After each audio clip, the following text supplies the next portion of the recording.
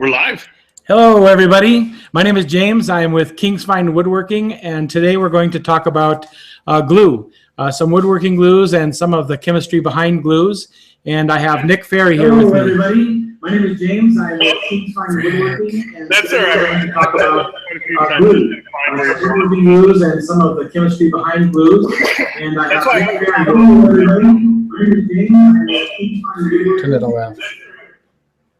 Turn it up a little bit. You must be watching it on a playback somewhere. Okay. I've done that like a couple dozen times. Wow. Okay.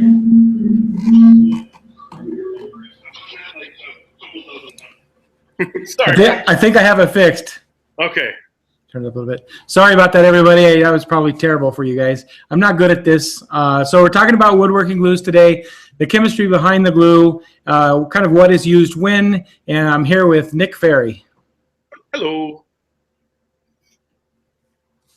All right, so let's see. Maybe we'll just chat for a couple of minutes and wait for a few more people to get logged in so we can talk to more people at once.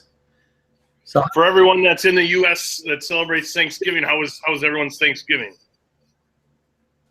It was good. I ate a lot of food. There you go. Or how many people went out on Black Friday to, stand in long lines and get, minimal discounts on stuff they probably don't need.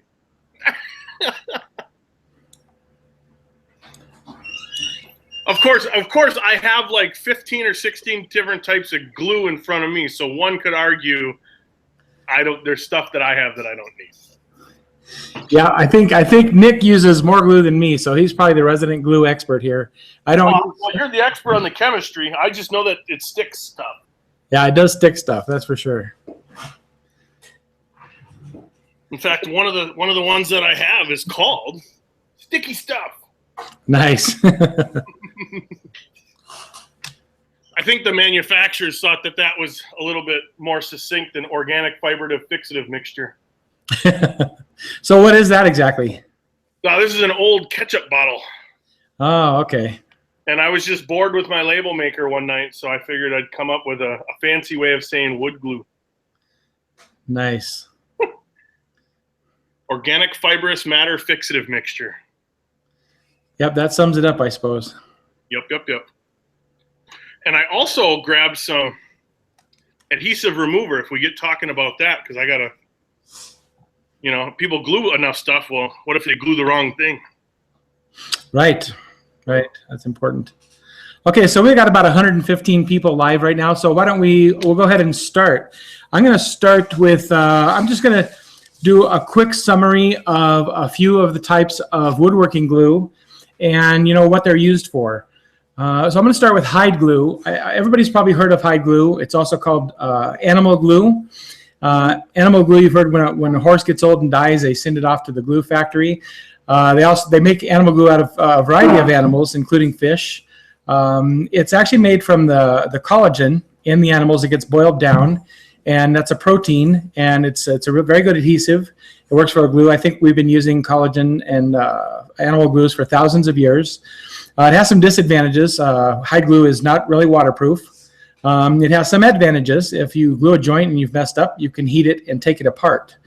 It has a very short pot life if you're mixing it from chips, and I think not very many people use hide glue today, so we probably won't spend a lot of time on that.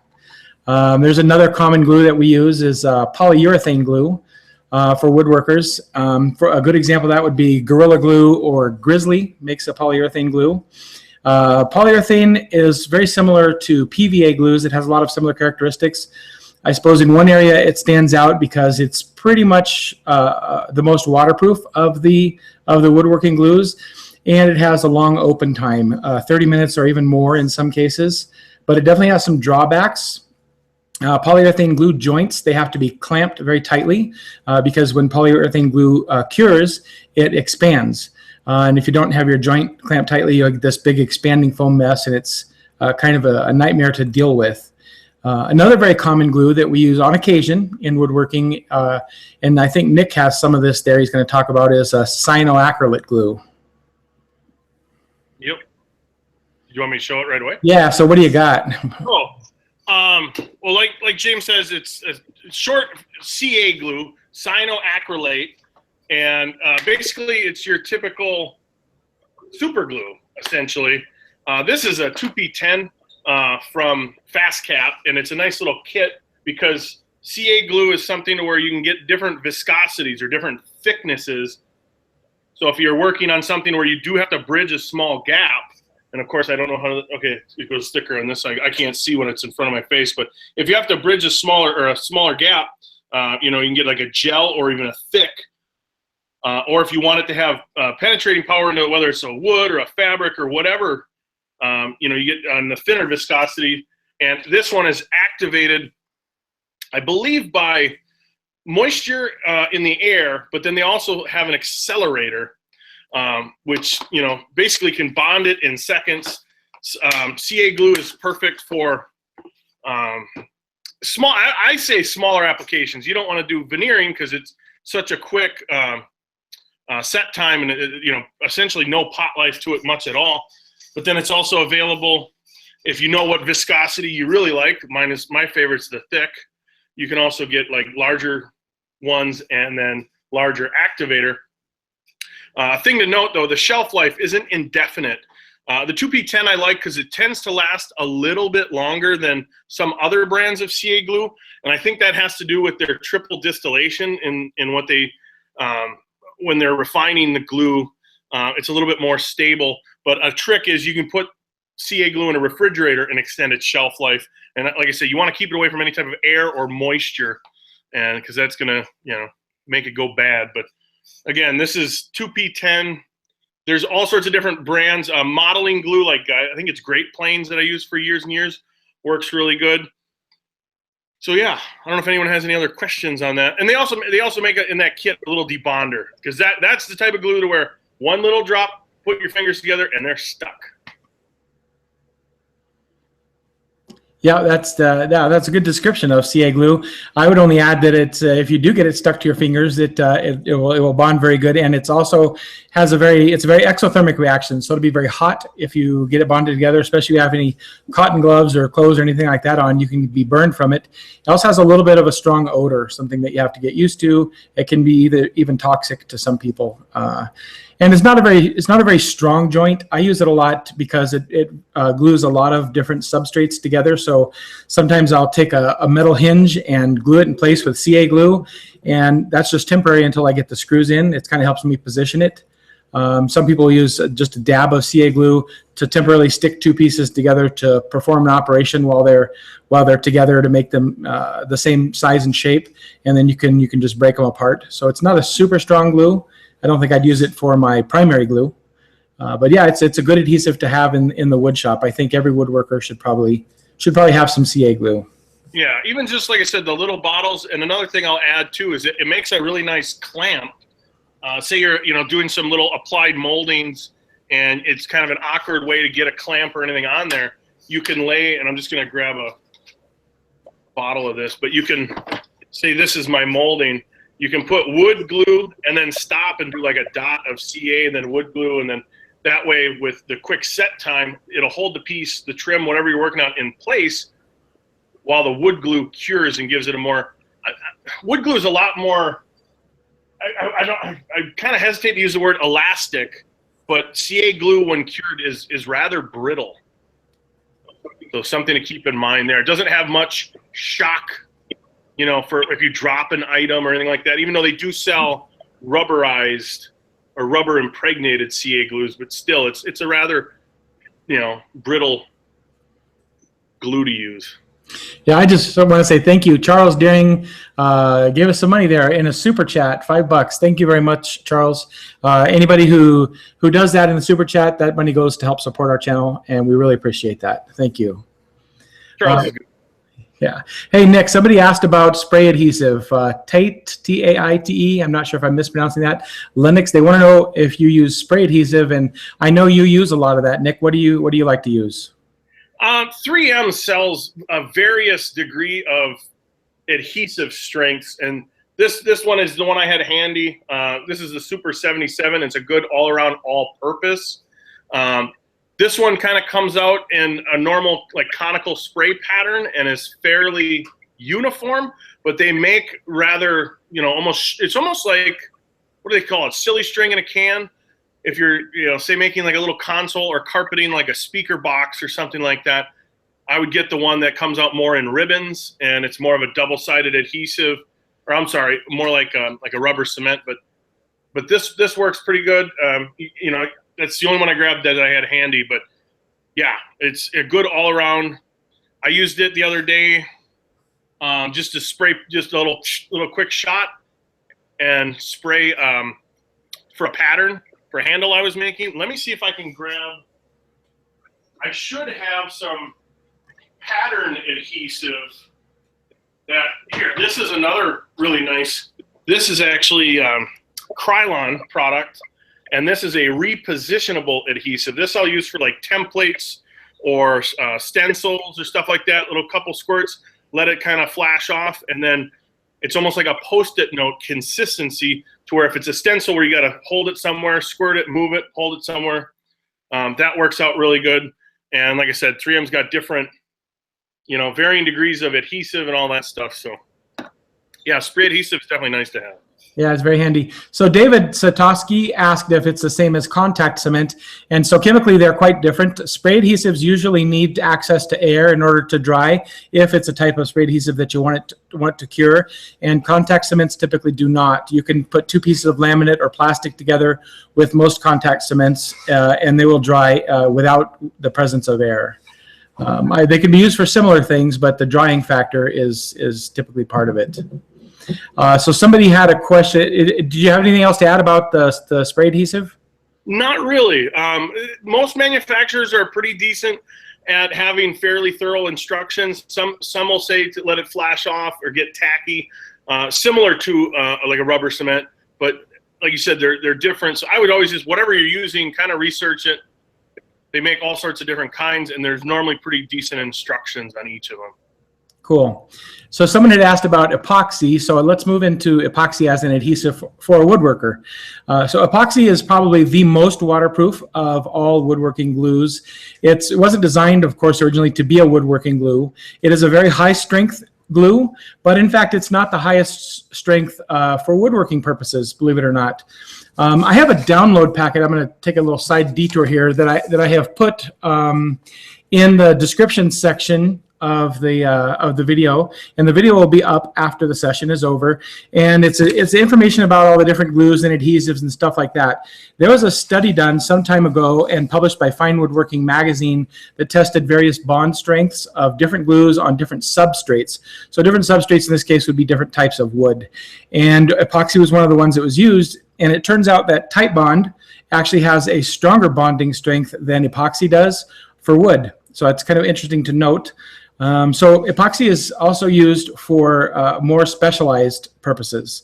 Epoxy is used like in the aerospace industry. It's used for applications where you need high temperature considerations or for composite use. So if you have an organic fabric such as fiberglass or Kevlar or carbon fiber, then epoxy is used mixed with that in order to create a composite product.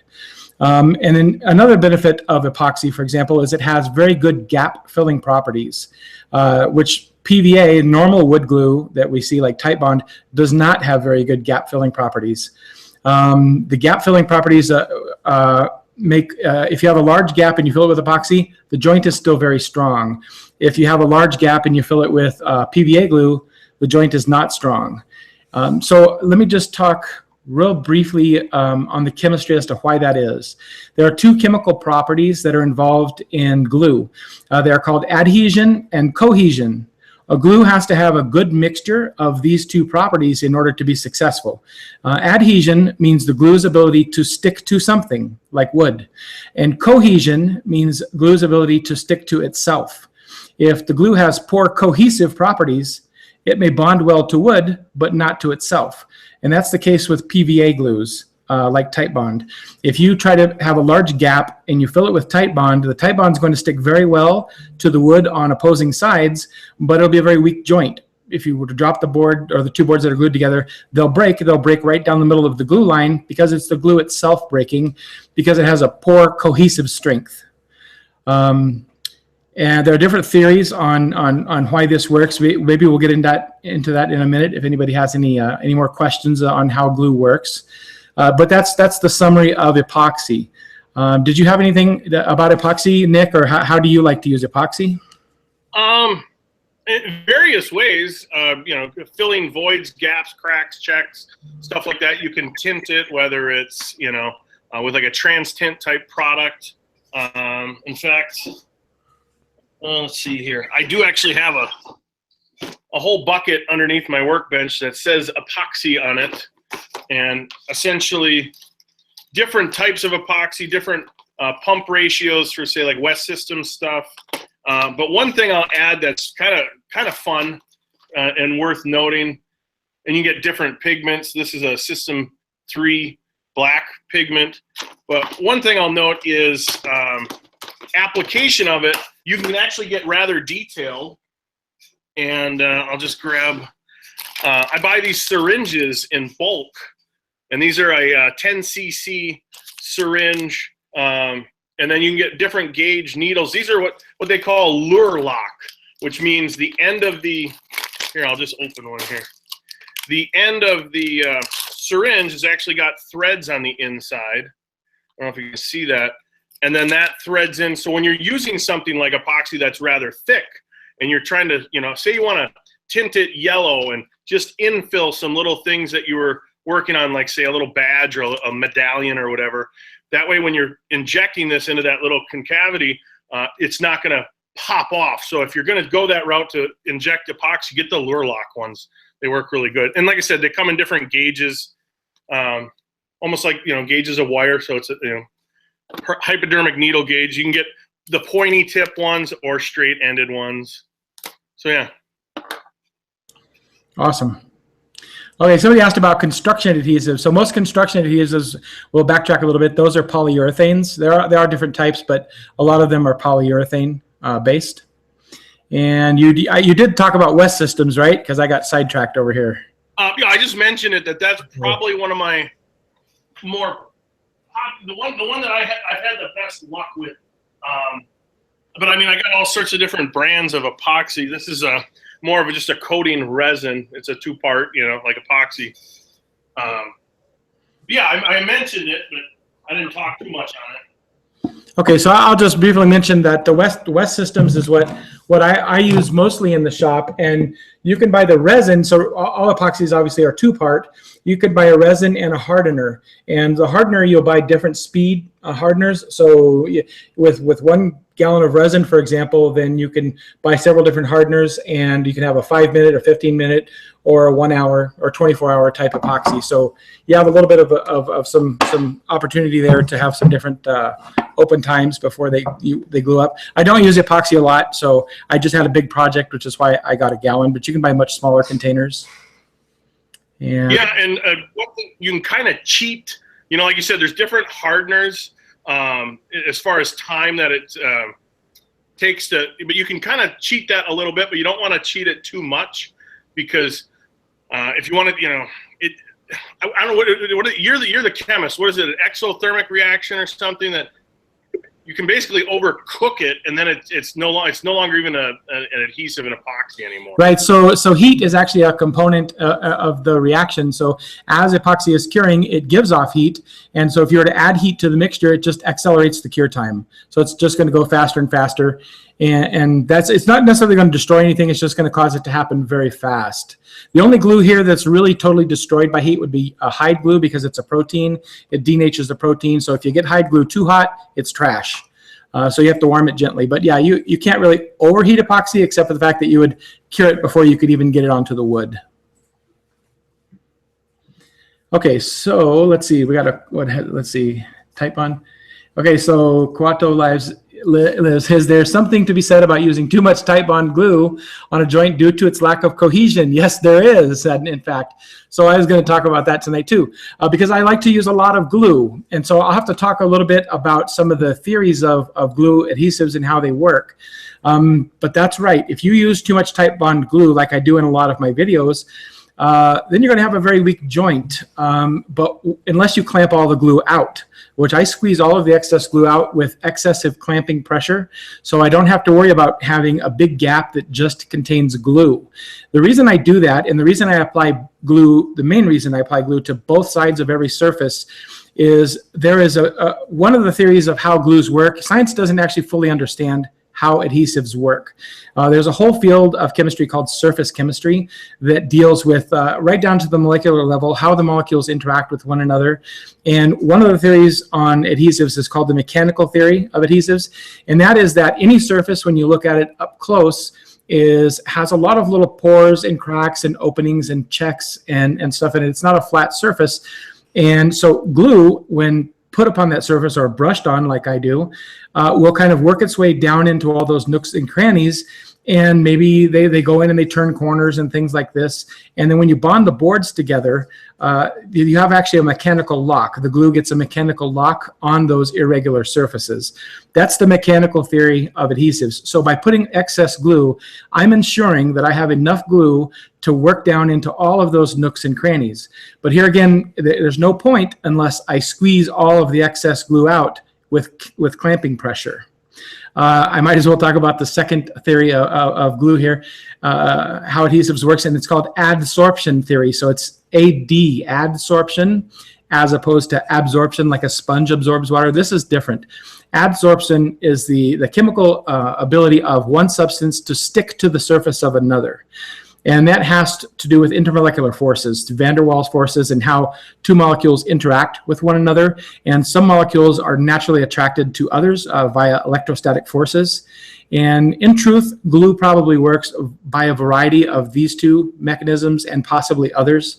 Since nobody really knows how it works, I'm kind of hedging my bet that, mechanical theory plays a big part of it, and I'm getting plenty of glue on the surface in that case. But yeah, don't put too much glue if you're not going to be able to squeeze the excess out. I hope that wasn't too much said there. Anything you want to add to that, Nick? Not a whole lot. I'm not a chemist, I don't have anything like that to add, but I just always like breaking the surface tension. That just feels like you put glue on one surface, then you put the boards together, and even clamp it lightly and pull them apart, you have dry spots. So, but then again, I don't always practice what I preach. I tend to put on one surface sometimes and both surfaces others. So, yeah, I find myself, I sometimes do the same thing. I think also what happens when you might do that is, you're right, is when two layers of glue come to touch each other, it is a little bit of surface tension. That glue is pulling down together on itself after you've spread a layer out, and you're getting a thin film of lightly dried glue on the surface. So if you're going to touch that right over to the wood, that lightly dried glue might not bond. Whereas if you have already put glue on both surfaces, you're going to generate that bond, and then you put the two pieces of wood together that have glue on them, they're going to make contact all the better. So that's another good reason to do that. Okay, so let's move on.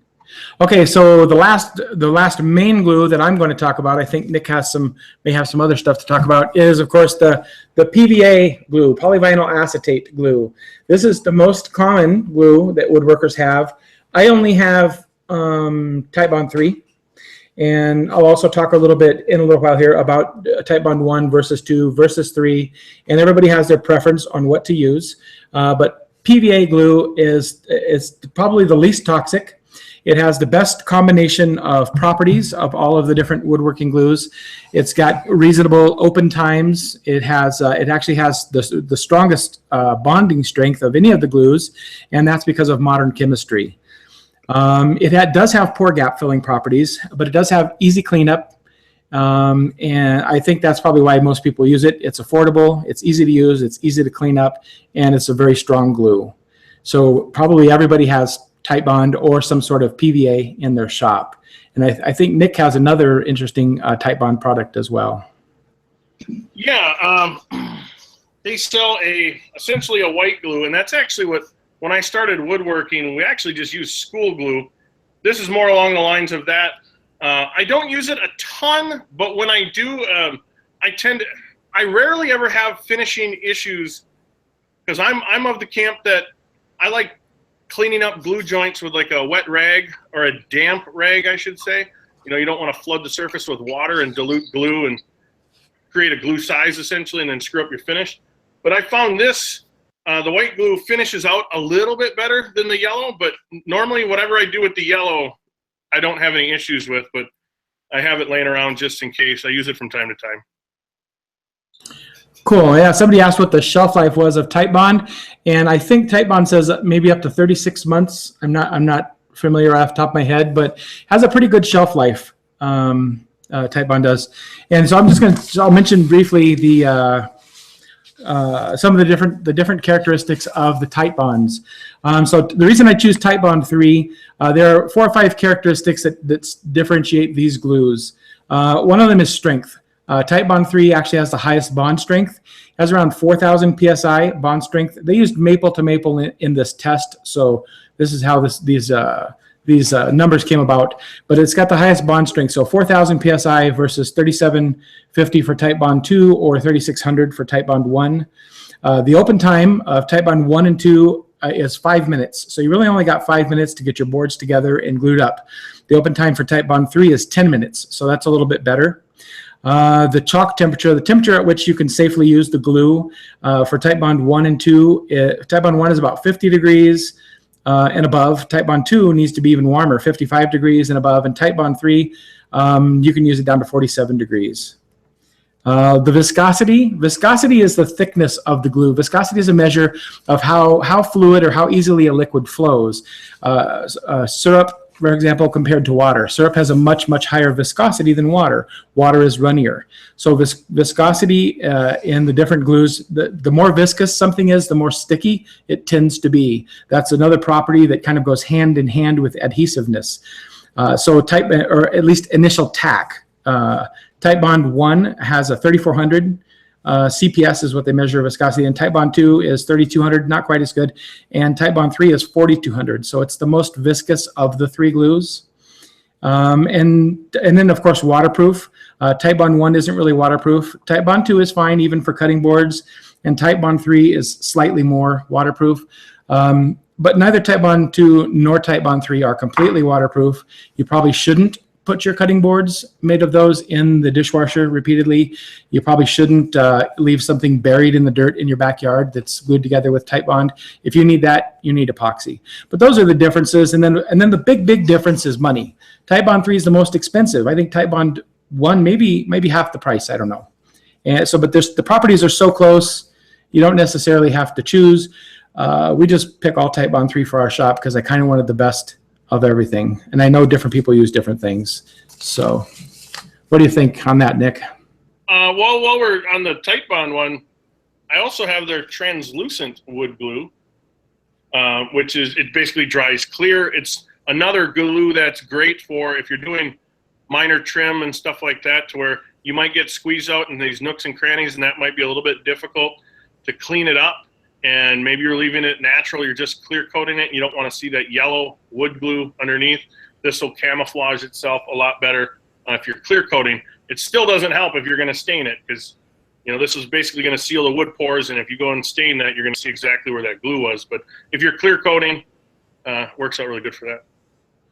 Hey, Jack Howling wants to know what's the minimum and maximum pressure for clamping. Boy, that's beyond me, Jack. I don't know. I think, it probably is going to be dependent upon the wood and everything else. But if you know, you should let us know, because I'm not positive. Yeah, I know I want a lot of clamping pressure. I basically use all my clamps for big glue ups to make sure I squeeze all the extra glue out. And one quick question: Eric Kessler wants to know what happens to the PVA glue if it freezes. Is it still usable once it thaws? According to Titebond, if their glue gets below zero and freezes, it becomes very lumpy, but they say that you can shake it shake it up very well in the container, and that it will restore to its normal viscosity, and it is usable. However, I don't do it. I throw it away if it freezes. So, you know, too many things happen when certain organic compounds get down to zero, especially if they contain water as part of their mixture. So you can. And I've tried that shaking thing too, and I've ended up throwing it away because it almost becomes an emulsion at that point, and it's always wanting to re-separate even at room temperature, at least in my experience. And I live in Wisconsin, and it gets well below zero, well below 32. I haven't had any good luck bringing most glues back to life after being frozen. Okay, cool. Let's see. So what are some other adhesives that you might have there? Do you have anything different you want to talk about, or have you covered it? How about foam board adhesive? I use this when I'm doing props or scenery and anything that I'm using either an extruded or expanded polystyrene, because there's no chemicals that will etch in or eat up the foam. So it's kind of specific to that. It has about the same viscosity as a construction adhesive. And it's specifically designed for, like I said, extruded polystyrenes. It also works great on high density urethane foam as well. Cool. Mancrafting, how you doing, buddy? He wants to know, how does glue freeze? Well, it has liquid components in it. Liquid components, when temperature gets cold, they can crystallize and become a solid. That's really how any substance that's a liquid freezes. The crystalline components become a solid. I think for glue specifically, the water will separate from the other organic compounds, and the water will freeze separately from it. And that's why you have the clumpier organic section and the more liquidy aqueous section, since that froze at a separate temperature. Did we want to talk about like rubber cement at all? Yeah. What would we use that for? Well, dissimilar surfaces that you're gluing together. I really like it for leather on either plastic, leather on wood, stuff like that. It works good on like neoprene and all sorts of foams that are typically a little bit on the oily side. And this, you know, for anyone that hasn't used like a contact cement, rubber cement, you apply it to both surfaces and then let it tack over. And it's an instant bond. And this is you can't read it because the solvents have wiped away, but this is Barge Cement.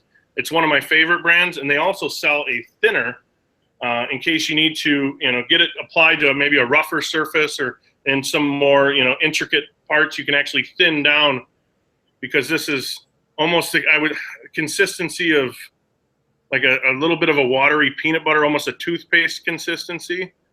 So you can thin it down as well. I love this stuff for all sorts of different mixed media and stuff. Cool. So KSFWG is asking if we already talked about hide glue. We did, buddy. You missed it. You're gonna have to come back. Oh, this session will be live for anybody who are not live. It's live now, in case you're not sure. It'll stay on my channel, and it'll be there for all time. For anybody who missed it, you can come back and see it. And I just want to reiterate, I have a download that I have created. It's an information packet that with a little table that I put together, a summary of all of the different types of glues. There are good points, there are bad points, and when and where you might use them. It's free. There's a link to this in the description. And I also have an article in here from from Fine Woodworking magazine that talks about glue strength, and they did a test with the university to determine various bonding strengths of different glues, and it's a very interesting read. It turns out that the very strongest bond that they could create was with Type Bond 3, so even stronger than an epoxy glue joint. So I thought that was pretty interesting. How about Mod Podge? Mod Podge, what is that? You can essentially liquid laminate stuff. It works as a glue. A lot of crafters like using it for laying out, say, photos or collages, and you can put this down, then stick the photo to it, and essentially put another layer of this over, and it almost is kind of like a pour-on resin, but it's not. It's a brush-on, and it encapsulates whatever pictures or, you know, I mean, it's kind of a unique thing. I've used like school glue before. This tends to stay a little bit more, I would say, softer. I mean, it's not soft to the touch, but it's a little bit more flexible than, say, a school glue. Once school glue is dried, it's kind kind of flaky and brittle. But yeah, it's kind of a unique application. But for anyone that's not heard of it, Mod Podge. Nice. Okay, Reggie Williams had a question. What type of air filtration is needed using most glues? So the only glues on this list that I have would be like CA glue and epoxy. Both of those have organic vapors that you might have to be concerned about. And if you use a respirator that has an organic vapor filter on it, you'll be fine. I think some of the ones that Nick mentioned also, so the contact cement, some of the others, they might have strong organic solvent components that you might not want to use them in a closed room unless you have a respirator. Yeah, the contact cement, yeah, you'll definitely want to have a well-ventilated area or, a respirator because, yeah, it's pretty solvent heavy. It stinks. Not good for you. Cool. I'm trying to think if I had any other ones. Oh, I brought hot glue gun. Hot glue gun, yeah. A lot of people use hot glue guns to tack things together. Go ahead. Basically, most people know about it, but it's just kind of a rubbery glue stick that goes into a gun that's heated, and that's how it's applied. I like this one. This one's by 3M. This is their their hot melt one. I also have their low temp, and you just feed in different glue sticks if you want to get real, crafty with it. They sell glue sticks that are different colors with glitter in them, all sorts of stuff. And they also sell glue sticks for this particular gun that are wood glues. So a lot of your, gusset blocks on furniture, end tables and stuff in a factory are glued in temporarily with hot glue, and then you can drive screws into it. And that works real good as another alternative to tacking something with CA glue. Cool. So Russell Fulmer asked if a HEPA filter is good filtration for these glues. It's not. A HEPA filter is for particles, very, very tiny particles, but the fumes that come off of glue are organic vapors. They are chemical compounds that are in a gaseous phase, and they will go right through the smallest filter that you can imagine. You have to use a filter that will actually attach in those chemicals and not let them through. Yep. HEPA's what? High efficiency particulate air? Yeah, I think so. Right. Solids in the air versus solvents or vapors That's right. Okay, so let's see. Someone asked about the best glue for a butt joint. So in truth, really, probably Titebond. I assume we're talking about ingrain in some component. And what makes an ingrain joint weak is the fact that the structure, the cellular structure of the wood. I think a lot of people, I don't have an example here, I should have brought something, but you can consider wood to be like a bunch of soda straws that you hold together. And if you look at them on the end, they have holes in them, and so fluids can get drawn up in them. Wood fibers are just like that. On the end grain, the wood is very porous. It's like a bunch of straws that have been bound together. And when you're gluing end grain to something else, as soon as you put glue on that end grain surface and bond it together, you actually have less surface area on the end grain because you only have the edges of the straws acting to do your bonding for you. And also the straws are going to wick away the glue. As the glue joint is clamped together, and while it's in the process of drying, the straws will wick the glue out of the surface, so there's going to be even less glue in that joint to help it bond. One way to make it stronger is you could pre-glue the end grain. You could take a diluted mixture of PVA glue, add a little bit of water to it, brush that onto the end grain to kind of block those pores so that the glue won't soak up in it. Let it dry a little bit, and then go out gluing like normal, and that should make your end glue joints about twice as strong. They'll still never be as strong as side grain or face grain joints glued together, but you can make them a lot stronger than they are. Do you ever, I don't really do much end grain joinery. I always, in terms of glue, I always avoid it. I'll dovetail or something like that together. Yeah, if it's decorative and it's not going to see much abuse and or forces in the way of twisting and sure, but yeah, you're definitely not going to want to glue like a deck together with end grain joints on a beam with glue. It's just not meant for that. Yeah. And Charles Deering, he uses spit or syrup. Yeah, thousands of years ago, they used syrup. They used sap. They used anything sticky. That was glue. They sugar. They took any form of sugar, sap, syrup, and used that to stick things together. Very common. Oh, Gabriel Lopez, or Lopez, I hope I'm saying that right. Left us a super chat here. Thank you very much. That really helps support our channel. And he wants to know if there are any differences for gluing exotic woods versus plywood or MDF. And would Titebond work best on all of those given no gaps? So that's a great question. Yes. Okay, so there's a big difference if you're going to glue up exotics versus plywood or MDF. Most exotics, not all, but most exotics are very oily. And the oil is going to interfere with the PVA glue, like Titebond. It's going to interfere with it achieving any sort of bond strength because it's going to mess with the chemical reaction that's going to occur. So what you'll need to do is use acetone, clean the surface of the exotic very well, which means thoroughly flood the surface with acetone, get a very wet rag, and then wipe it off. If you put acetone on the surface and you leave it there, you will have dissolved the oil, but then if you leave it there, when the acetone evaporates away, the oil's still there.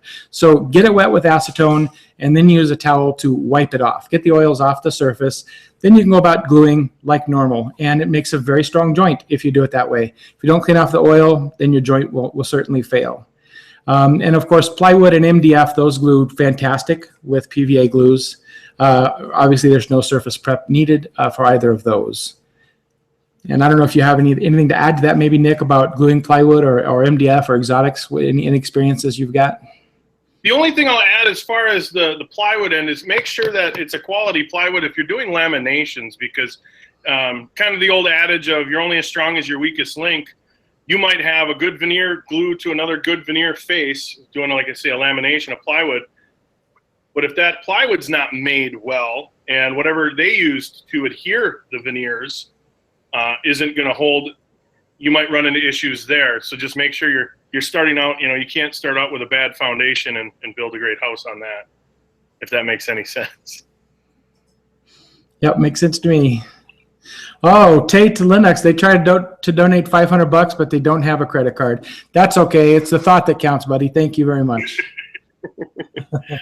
Somebody had mentioned weldwood. That might have been Tate or somebody else, but I'm guessing that the weldwood contact cement, I think it's made by DAP. And I've used that before too. That works out really well. Awesome. Oh, Reggie Williams donated $10 through the super chat, through the super chat function. Thank you very much. He said we've given him great info for his project, and thank you. Well, thank you for doing that, Reggie. That helps us to provide more content. We really appreciate it. Howard Springsteen wants to know if it's harmful to get mineral spirits on your skin. Well, mineral spirits it's going to dissolve the oils, and many of the oils that are in your skin are carrying antibodies that keep bacteria and other harmful things off of your body or from penetrating or getting inside of your body. So it's going to dry your skin out and stuff like that. If you do it briefly, it's not a problem, but if you continually get exposed to it, you could have a problem. Yeah, any continued or prolonged exposure to solvents is probably not a good thing. Skin isn't nearly as impervious as people think. In fact, OSHA regulation says not to blow air guns or towards yourself, your body, because a high enough pressure of air can actually penetrate your skin and get into your blood. And if you end up with an air bubble in your blood, it can be deadly. So if you're ever in doubt, get gloves, and get gloves that are meant for solvents, not some cheap little latex exam gloves that I know for a fact that acetone just eats those up. Right. Nitrile. Nitrile is the best component to have in your gloves if you want to protect yourself against solvents. Nitrile gloves are usually colored, not always, but just look for nitrile gloves next time you buy gloves. So TG Akins, he wants to know if it's bad to use his finger to spread Titebond, if it's bad or a good thing. Well, it depends. If you have the Kung Fu glue technique like we do, it's great. That brings up a good point about spreading glue. My go-to tool is my finger as well, because I normally have all 10 of them at any given time. Depends on what kind of a woodworker you are. Maybe you don't have all 10 available, but Another thing that I like to use is ink brayers. They're like little rubberized rollers. They're meant for the print industry to ink up platens, and they come in different widths and actually different durometers or different softness. And this is great to have. I think this is a 4.5 inch. And if you're doing any type of lamination, you pour the glue on, zip that out. Old credit cards work, Bondo, you know, bodywork, squeegees, spreaders work. They sell, you know, little squeegees for vinyl lettering application, like Lidco and 3M make these little squeegee cards. That always works.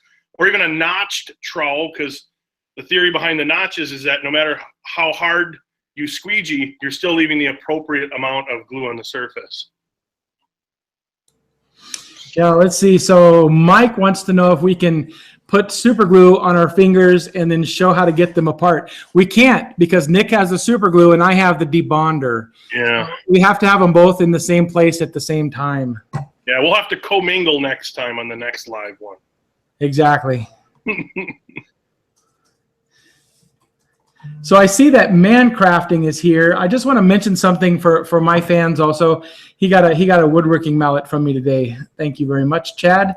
And I just wanted to mention that I'm having a deal, sort of. A lot of people, we had a giveaway for our 30,000 subscriber mark a couple of weeks ago. I think we're about to pick the winner here shortly. And we decided to give away one of our woodworking mallets. I don't know if I have one here. Hand me that one over there, and I'll show everybody. Everybody probably has seen it, but it's become extraordinarily popular. And I think as of today, we have about 3,000 entries into this competition to win a woodworking mallet. It's not a competition, but it basically looks like this. This is one that's not exotic wood. This is tiger maple and walnut. And anyway, there's such a high demand, and you know, we're a new woodworking channel. We started this year at the end of January. We grew really fast, so we thought as a way to say thank you to everybody, we did some math and we came up with something that we could do, and that is to sell these things for half price. I have all my daughters who are helping. They're available in my on my website. And we figured out what it would take to buy the wood. A lot of people are wanting Lignum Vitae, which is the densest wood in the world for a woodworking mallet. And we figured out what it would cost to buy the wood, put it together, and put it in a box and get it ready to ship. And it costs about half. And so we're gonna sell 100 mallets for half price. We're about halfway done selling those. I announced it this morning, and we've had about 40 something, I think, sell so far. So I want to let everybody know here, if anybody's interested in getting one, the code is limited, just one word, limited, LIMITED, on my website if you want one, and I won't mention it again. But just until the 100 is up, they're signed, limited edition, numbered mallets, woodworking mallets, and you can have your choice of the large, medium, or the small, different species of wood, whatever. But when the 100 is over, they have to go back to regular price. So we'll back to glue and questions. Sorry about that. Patrick wants to know, does that limited code apply to the life-size version? Yes, it does. Yeah, it sure does. Yeah, any woodworking mallet. Okay, where are we in questions? I lost track. I was trying to kind of keep an eye on them. I don't see any super. Somebody's saying I sound like Seth Rogen, which I get that a lot. I don't have his laugh though. Yeah. Trying to think if I have any other glues that I brought up. Oh, a PVC glue. You said you might want to talk about that. PVC glue, right? Sure. If anybody wants to know about PVC glue, tell us what you use those for, Nick. Well, gluing together PVC, and I'm sure James will get into it more, but it's actually more, rather than an adhesive, is more of a solvent welding process. You have a primer, which is often dyed, and if you get this on anything, that dye will stain. The dye is meant for building inspectors to see whether you prime the joints or not. That's the only reason it's dyed. But then, so you clean it up with the primer, and then you put the cement on both sides of the PVC and put them together. Most people give it a little twist, hold it together for a few seconds, and it's pretty much instantly bonded. That's what I did for my dust collection, any type of residential plumbing that's done with PVC. I built, air cannons, spud guns, all that stuff out of, using the same glue. Yeah, it's very interesting glue, the PVC glue. It works on I guess I'll go briefly here. If anybody doesn't like it, just say shut up in the comments and I'll stop. It works on a theory called chemisorption. It's where you have the adhesive between two layers of substrate, and the adhesive slowly diffuses into the substrate, and the substrate, being the plastic in this case, slowly diffuses down into the adhesive. And so they fuse together and become one. New chemical bonds are formed between the substrate and the adhesive, and a totally unique chemical compound is created. So it's actually probably the strongest of any of these glue joints if it's done properly. So nobody said shut up, and I got through it pretty quick. Kate, yeah, it's PVC, polyvinyl chloride, that's different than PVA, which is polyvinyl acetate. That's the PVA is the glue, PVC is the piping material. So two separate things. I know it can be confusing, but another thing too, like acrylics, you know, your kind of your plexiglass and stuff can also be solvent. Really, the only way to glue that is solvent welding, and that's done again with needles and syringes and stuff, so that you can get, because as soon as you get that on like a clear or colored surface, it will chemically etch. You know, so you want to be able to get it, and that's a whole topic for probably a whole nother day. Yeah. Mm-hmm. So I think we're mostly done talking about glue. We'll answer any questions anybody has. They can certainly be glue related or anything else. You can ask Nick what he's doing currently. Nick is building projects. He's got big plans. We're building some things. So we're open for questions. So ask away. Chris Shannon says, Nick, do you, or James, do you or Nick have a video on what to use a woodworking mallet for? He's new to woodworking. I do not. Anything you want to coax into place, beat together, anything like that. If you're sentencing somebody to life and you're sitting at, you know, where the judge sits, then that means to be quiet when you slam that hammer down. In fact, I probably have a mallet where I got a couple of them actually, where I glued on the leather faces with that Barge Cement. I do have a video on. It might actually be this particular mallet on my channel. If you look up mallet, and this one I actually turned the leather faces on the lathe to get them the appropriate diameter, but then also to make the edges nice and smooth. This one's a little bit different, curly maple handle, and this one I actually stitched on a buckskin grip. I don't have a video on this one, but I think I do have a video on this one. Yeah, that video, that's an awesome video. I watched that video. That's one of your longer videos. It's like maybe 20 to almost 30 minutes. And that video was over after I was watching it, and it felt like about a minute and a half had elapsed. It was a great video. Everybody should go check out that video. That's a mesmerizing video. And it's beautiful, beautiful figured maple. I appreciate that, because that was unique to any other kind of video I've ever done.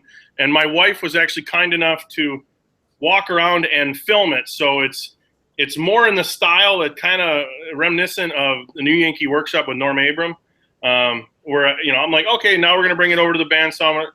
And so, I mean, it's a simple woodworking project, but I went a little bit more in depth in that video, and I'm glad you said that, because I was worried it's one of my longer videos. Yeah, I thought it was great. There's a lot of people who put out long videos, and it's difficult for me to sit through them. They're not really, it's just tough, but that was amazing. I really liked it. Everybody should see that. Marvin Alford wants to know, would 5-minute epoxy be good for gluing on leather to a mallet? Yeah, 5-minute epoxy would work great. Epoxy is one of those glues that will glue anything to anything, metal to glass to wood to leather to whatever you want to glue it. It'll do it. Woodworking glues also work really good for leathers. Yeah, I would say both epoxy and rubber cement are, if you have dissimilar materials you're trying to join, those are both a very good. Epoxy or a rubber cement are good for that. Or like how James mentioned earlier about maybe setting a hinge in place or whatever, and you can, you know, temporarily tack it, so metal to wood and things of that nature, or even CA glue, and, you know. Yeah. Also, here another good use for the mallet. This is my favorite mallet. This is the one that I use to beat my kids with when they work too slow in the shop. But the problem is that then this is the one my wife uses to beat me with. So sometimes it doesn't work so well. Jason N says epoxy will not glue corian for like corian countertops. I didn't know that.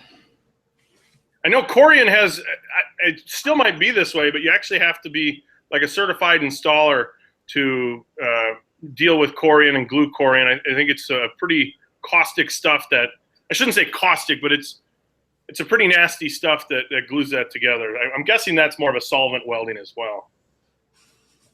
C. Dender, if that's how that's pronounced, was asking the difference between epoxies. Do they need West Systems epoxy? You don't need West Systems. As far as the woodworker is concerned, you can treat all epoxies equally. You probably, as long as it's something that's fresh, you just need to look for, are you looking for a 5-minute, a 15-minute, a 1 hour, the set time. In the real world, like outside of woodworking, there is a great difference between epoxies. Some that are designed for the aerospace industry, some that are designed for compositing. So it really, yes, but for us woodworkers, there's no difference. And another thing worth noting too is you can buy epoxy in small quantities. This is a little syringe. I'm going to say a little under half a fluid ounce total. And there's actually two different. So you have your resin and your hardener. And the neat thing is, the applicator has different fins in it. So by the time it gets to the actual tip, it's mixed. So you don't have to pour this out somewhere else and mix it. So if you have just a little project, you can squirt that on there and it mixes it and you can get different replacement tips for it. Yeah, I think a lot of big box stores will have things like that, or hardware stores. If you need a bigger quantity, I picked this up at a hobby store. If you, obviously nobody may not want to buy a gallon, but you can go to a hobby store and just pick up something like this, 4 ounces or 8 ounces of epoxy, and that might last you a good long while. Yeah, the West System stuff, if you buy the gallon kit, can be pricey. It's not something that if you're kind of a hobbyist and you just want to have epoxy around in case the need arises, you're probably not going to go drop $120 on a gallon kit of West Systems when, just having a tube of that mixed stuff, or like what James had, the 2-part, I mean, they're both 2-part, but packaged separately, it's a lot cheaper. You can get that 1 minute epoxy I just showed was, I think, $3.50. So. Awesome. Bob Tack, he said he ordered a Mallet Cocobolo. Wants to know if he can get a black handle, ebony or something black. If anybody wants a custom wood that I don't have listed there, you can most likely get it. I have about 20 more species in my shop here. Can anybody see behind me? I just put some of my exotics right here. I have about 250 pieces of wood there that is going to become mallets, and it represents about 25 different species. But yeah, you can get something other than what I have. Just email me what you want. Some woods are going to cost more. If you want African blackwood, it's the most expensive wood there is, but just email me. I have a question for Jason Enns out in he said that they are corian certified for corian countertops. What's the reason behind the certification? Is it the gluing in the joinery process, backsplashes and everything? I'm just curious. Or is it actually just working with that material that, maybe it's, when routed and when being machined is a little bit, harsh? And Jason wants my saw. Well, answer his question first, and we'll talk about the saw, because I want a slider, so maybe I'll sell it to you. Hey, there you go. They have quart. Yeah, they do. Tom is saying they have quart-sized West Systems as well. And the nicer thing about, and James had mentioned this, you can get different hardeners, so for different times, but then also it's kind of a system, hence West System, but there's different fillers to make it, thicker, to bridge bigger gaps, the hardeners for different, so you can buy, say, one resin and a different kind of hardener and maybe a different filler. So it's kind of a customizable adhesive.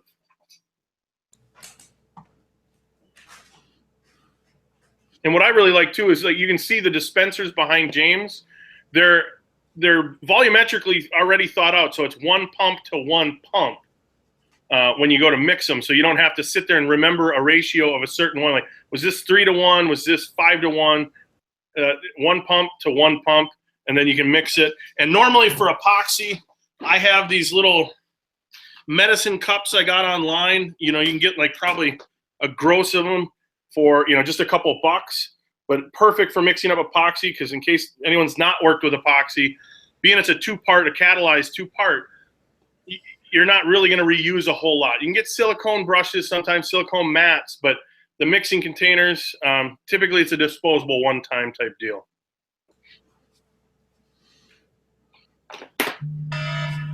Uh-oh. Dive, dive, dive.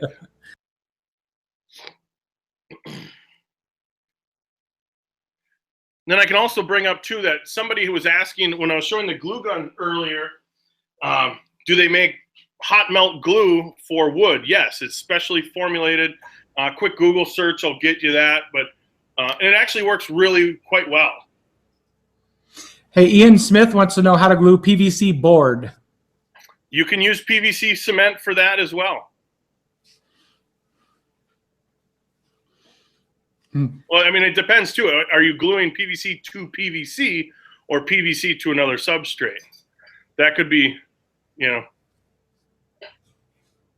because I know I'm trying to think if it was ultra high molecular weight plastic or if it was HDPE that I actually use. I normally have like little blocks around, and so really nothing will stick to it, and so you can use it as a little glue block or a clamp pad or stuff like that.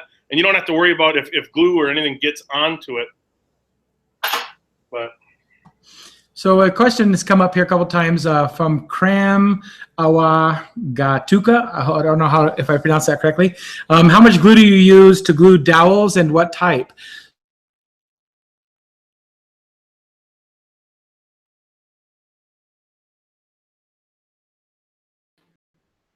oh, he must have froze. I didn't hear. I heard it was a dowel question. Hopefully James can get his internet back up real quick here. I didn't, and if anyone can answer in the comments whether I froze or James, because hopefully I'm not talking over him. Oh, there he is. Okay. Did I cut out there? Just a little bit. You're asking a question about dowels. I didn't catch the whole question. Oh, he was wanting to know what type of glue to use for dowels and how. So go ahead and take that. A wood dowel, then it would be wood glue. And how? I typically just smear some into the hole or onto the dowel or both, pound it into the hole, and there you're good. Yep. Yep, that's all we do too, more or less. One thing to note on that, I did mention that in the video, but if you're doing, say, a wedge, and you want to wedge that dowel into, say, like a mallet handle or anything like that, you want the wedge perpendicular to the wood grain, because you don't want to basically wedge it and split the head or whatever your project piece is. So.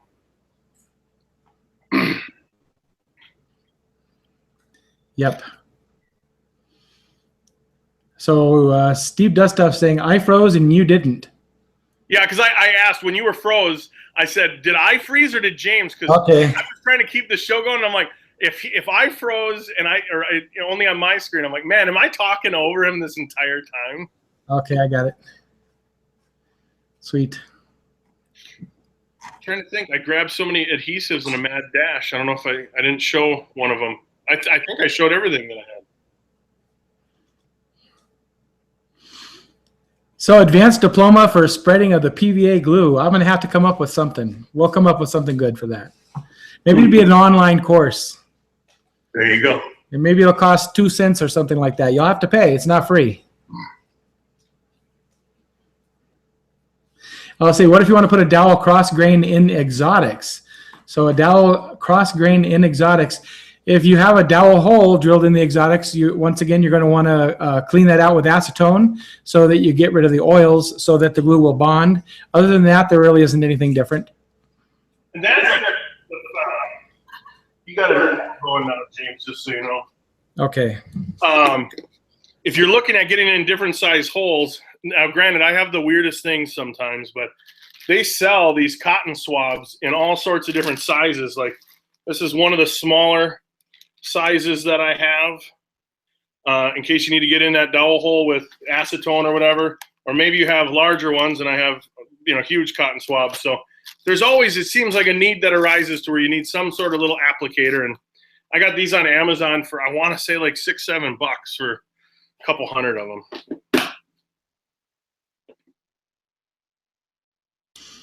Okay, so Mancrafting wants to know if the oils break down the glues. So in some cases, the oils can break down the glues, but that's not the case here. What happens here is the oils just interfere with the glue, making contact with the fibers of the wood and creating a bonding surface.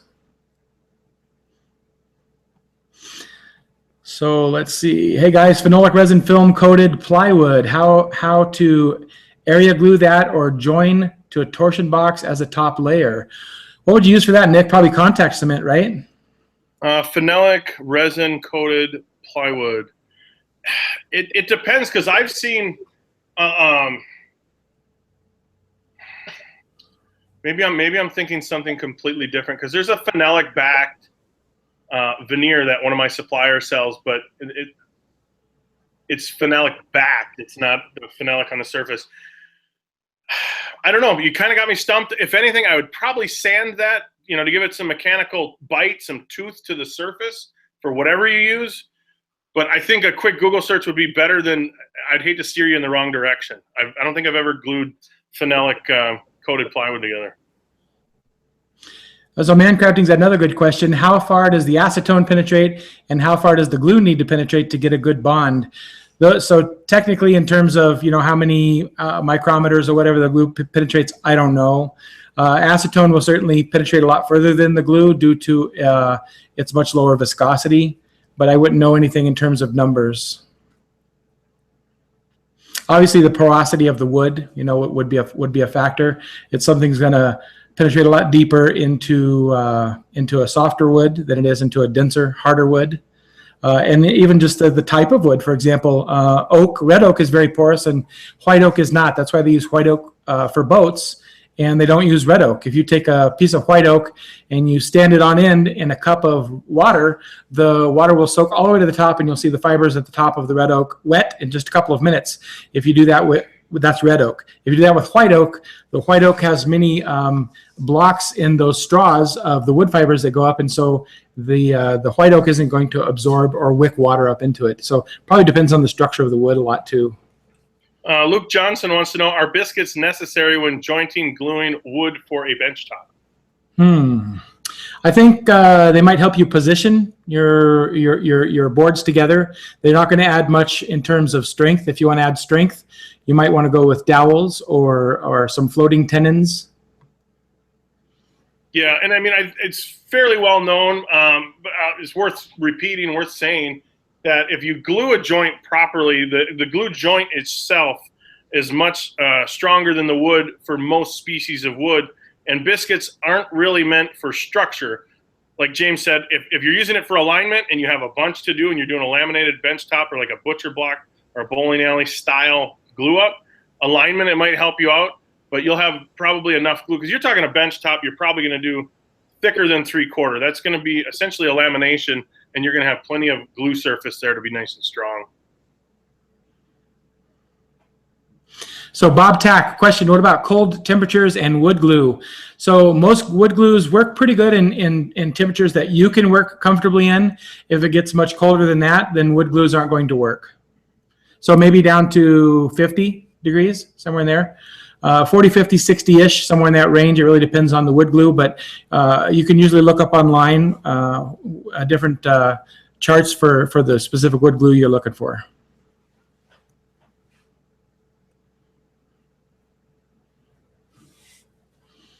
Okay, anybody else have questions for us? Or if you've asked a question and we haven't answered it, it might have went by too fast for us to see it. So feel free to ask it again. Just keep asking it. Eventually we'll see it and we can answer it for you. So Brian Potter wants to know why CA glue does not work on all plastics. It's because the solvent in the cyanoacrylate is so strong it tends to dissolve a lot of plastics.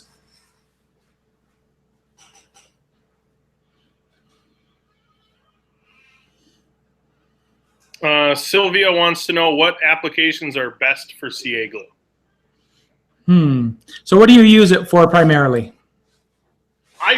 Smaller things to where if I'm using an accelerator, mind you, if you've never used CA glue and you're using an accelerator, in fact, let me see if I can even just grab 2 chunks of wood. In fact, I'll show how quick it actually bonds here. And so while I'm doing that, I'll say for smaller projects, if you're using the accelerator, The accelerator, you're talking 3 seconds, 2 to 3 seconds for positioning, which isn't much time. But so I'll just use a little bit of the thick is what I had laying around, and these are just little cutoffs from a picture frame. This is going to be hard to try and not get the accelerator on the second piece, but we'll try. So just a quick shot of the accelerator, and quite literally, like I said, you have essentially seconds. So after about 3 seconds already, it's bonded. That's not going anywhere. So if it's perfect if kind of little dioramas, little models and things to where you need to kind of get in there and hold a piece. Like I said, it's better than just on, or it works on other things other than wood. You're obviously not going to laminate a huge bench top. It wouldn't be cost effective, and you wouldn't have enough open time. So typically smaller things, you can use to clamp things, molding, stuff like that.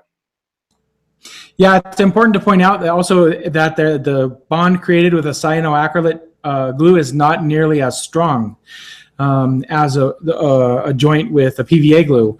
I have noticed there's a couple of woodworkers on YouTube, and they tend to use a lot of CA glue, and that's kind of their primary glue because it's quick.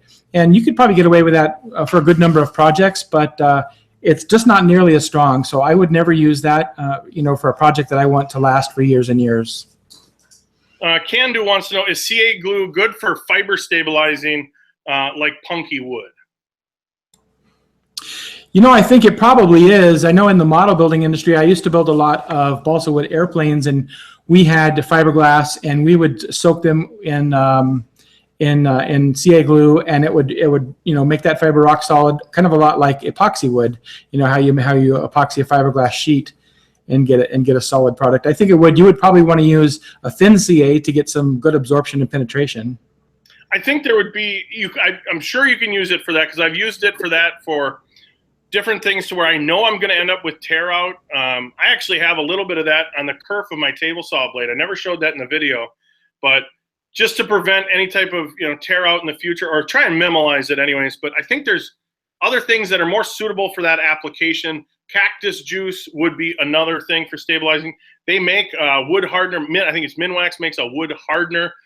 It's a super thin stuff, the product that gets poured on. Cactus juice has to get baked once you are done with it. But they also make pouring epoxies, super thin epoxies that can stabilize punky wood or anything that's got like gnarly grain that you're worried about, any kind of tear out and stuff like that. I know when I've tapped wood threads into various projects, I'll tap it and then I'll come through with some thin CA glue, let that cure, and then run the tap back through, and it'll soak into those threads and kind of just make that overall threaded joint a little bit small, or a little bit more stable and durable. But I would look into different products for that, I think. Yep. Yeah, I was going to mention the thread issue, but you beat us to it. Oh, we could rewind it. Dave, KSFWG, what's going on, Dave? He said, I'm getting ready to make some cases for glasses. I wanted to use leather for the hinge. Would hide glue be a good choice? It would be a good choice, sure. Yeah, just keep it on the, don't put it in the part of the leather that's going to pivot. But yeah, it would be a good choice. It will bond wood very well to leather. Another thing worth noting on that question, in fact, I'm grabbing my CA glue box, but leather or even plastic that really has no pivoting mechanism other than the actual material bending is called a live hinge. And it's just a real thin piece of plastic into this blow molded case. In fact, you can see the light coming through, and that's known as a live hinge. And yeah, you can do all sorts of cool things with little sheets of plastic, little sheets of like polyethylene, mylar films, in model making. In fact, the ailerons and stuff in RC plane building, a lot of times they'll use fabric strips or mylar strips between the wood set into a small groove and then spaced apart just a hair, and that acts as a live hinge. So definitely some cool stuff you can do with that. Yes.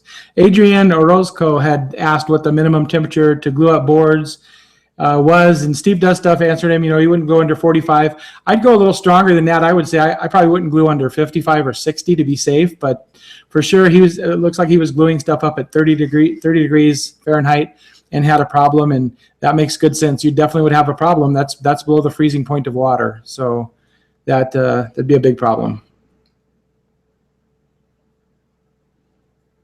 Yeah, it got cloudy right away. Yeah, the water was freezing out. It was crystallizing out of the mixture probably. Another thing worth noting, if somebody's coating, say a surface, a tabletop, a serving tray, whatever, bar top, table, with epoxy, a blowtorch or even a heat gun will drive some of those bubbles out of the surface and pop them, so you get a much cleaner overall finished product. I wouldn't use a hairdryer because I've tried it before and it just doesn't seem to get hot enough, but your results could vary. Yeah, and conversely, that's a good point. When I created this mallet, I had epoxy to fill this void here, and I used a heat gun, which got too hot and it cracked. I don't know if you can see the crack, but I almost boiled the epoxy. So there's a problem with getting it too hot. It still has relatively good bonding strength, but you can damage it if you get it too hot.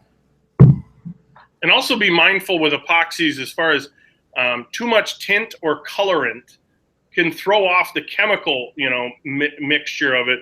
So if it says like 3 drops of black in the manufacturer's, whatever, or only use that, or at least don't deviate from that very much, because I've tried to get some goofy stuff and changing colors, and all of a sudden it literally starts smoking from that heat that the epoxy's given off, and it's completely kind of wrecked the chemical makeup. You probably know a lot more about that, James.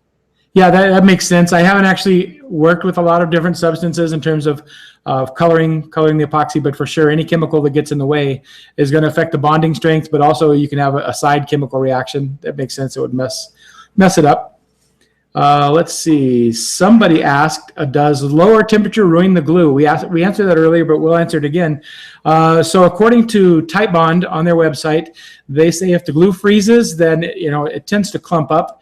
And they say that once it thaws back out, you can shake it back up again and use it. I would not. I think Nick concurred with that statement. He wouldn't use it again. It tends to want to go back into the clumpy state rather quickly. And I think some of the chemical properties have been altered once that's occurred. And I would be concerned about getting a maximum bond strength out of it. Yeah, and another thing, because essentially the struggles are real. Every hobbyist, woodworker, crafter, DIYer kind of understands that certainly if you live in a colder temperature and you're not going to heat your garage 24/7 or your shop, because it's awfully costly to do that when you only want to work on there maybe Saturdays or Sundays, make yourself up a little box, a little tote, a little tray, something to where anything, maybe some of your nicer finishes that aren't recommended to get to freezing temperature, to where maybe you have 2 of those and you can put them in the house. I wouldn't suggest having highly flammable, solvent latent stuff, in your infant's bedroom next to a space heater and a blowtorch, but, obviously use, a little bit of caution. But that's what I did for years and years before now I'm tending to heat my garage, my shop for, the entire time. But just make a little tray or something. That way, when you're done gluing for the evening, whatever it is, bring all the stuff in. That way you don't have to risk, going out there and going, oh man, this froze, and now is it going to be any good or is it not? Or, I'm sorry if I'm talking too much, James. You know me. That's good. That's good. Gabrielle. Oh, we got an echo, don't we? Do you hear that echo, Nick? Yeah. Okay, I think did it go away? Yep, it just went away. Okay. So Gabrielle asked about Titebond 3. Can a weld glue joint be ruined later on by something like heat or water, since it's supposed to be waterproof? And actually, typically not. Titebond 3 is not technically waterproof. It's water resistant. So it shouldn't be used for things that are submerged, and certainly not for things that are submerged for extended periods of time. But other than ordinary heat would never ruin it. Excessive heat can destroy anything, obviously. Things can decompose in really high heats. But I think for normal wear and tear, it's indestructible. But exposing it to extraordinary heat or certain solvents can damage it. Other than that, it should be fine. When you said excessive heat can damage anything, I thought of that old joke about you're not on fire, the fire's on you. Right. Let's see here. This Mainer needs to refresh the glue paint shelf every year. I have a basement shop, and he must live in Maine. I'm guessing that's the Mainer part. Yeah. And I've done that, in fact. And it's funny how the little things can make a difference. I used to have glue way back in one of these end cabinets, and that's an exterior wall that faces the elements. Now, granted, the wall is insulated, but that faces the elements. And then I have on the opposite side of the camera where I store a lot of my glue now, and that's facing an interior wall, and that actually seems to have made quite a bit of difference as far as the temperature inside that cabinet. So IDB Fly, are there better manufacturers of glues, specifically CA glues, than others? I haven't experienced anybody who is bad. I have been building model airplanes, big balsa wood airplanes, quarter scale, third scale, giant things for maybe 35 to 40 years, a long, long time. And I have used everything that comes from the hobby store, things I can find at big box stores, all the way up to the newest stuff by Fast Cap, their 2P10 system. All of the CA glues that I have used perform pretty much equally well. Just make sure they stay fresh. They have a pretty limited shelf life. So I haven't found anybody better. I don't know. Have you found anybody better or worse? No, I would completely concur with you. I've never had a single CA glue that I hated that was a flop. I've had epoxies, like generic, like dollar store epoxies that were just terrible. They never see, and I mixed them properly and thoroughly. But no, CA glue is CA glue. I tend to gravitate towards the 2P10. I don't know if I'm just buying into their marketing hype of it being triple distilled. But this kit, and I'm not sponsored by Fast Cap in any way, but this kit comes with all the viscosities. It's 4 different viscosities, the debonder and the adhesive promoter and a couple little brushes and stuff. I think it's under $30 for the kit. So I think that's a pretty good deal. I typically don't buy the kits anymore. I just refill the thick. And in fact, I've bought their big container. This is pricey though. I mean, I think these are like $40 for this big one. And I don't even seem to go through it as much, but I think the kit's a nice little deal. That way you at least get to try out the different viscosities, find out what's, appropriate for the projects that you're most likely working on. And then you can just refill whatever one you want. So Can Do says, Type Bond 3 is so dark and tends to make such a distinctive glue joint. Should you live with that or use a less conspicuous glue, even if it isn't as strong? I don't see those glue joints. I do use a jointer on my wood before I glue it together, but I've never seen a glue joint. So maybe you might be having some gaps. Maybe you're not clamping tight enough, or maybe your edges aren't jointed properly. You shouldn't see a glue joint. I don't know if I'll look for an example. Give me that desk. Maybe I'll look for an example, but there's really no reason to see a thick glue joint with a dark line. Yeah, I can't tell. I don't know if you can. Yeah, well, this is 2 different woods, so this is probably hard to see, and it may not focus up close. But there's no glue joint that you can see in there.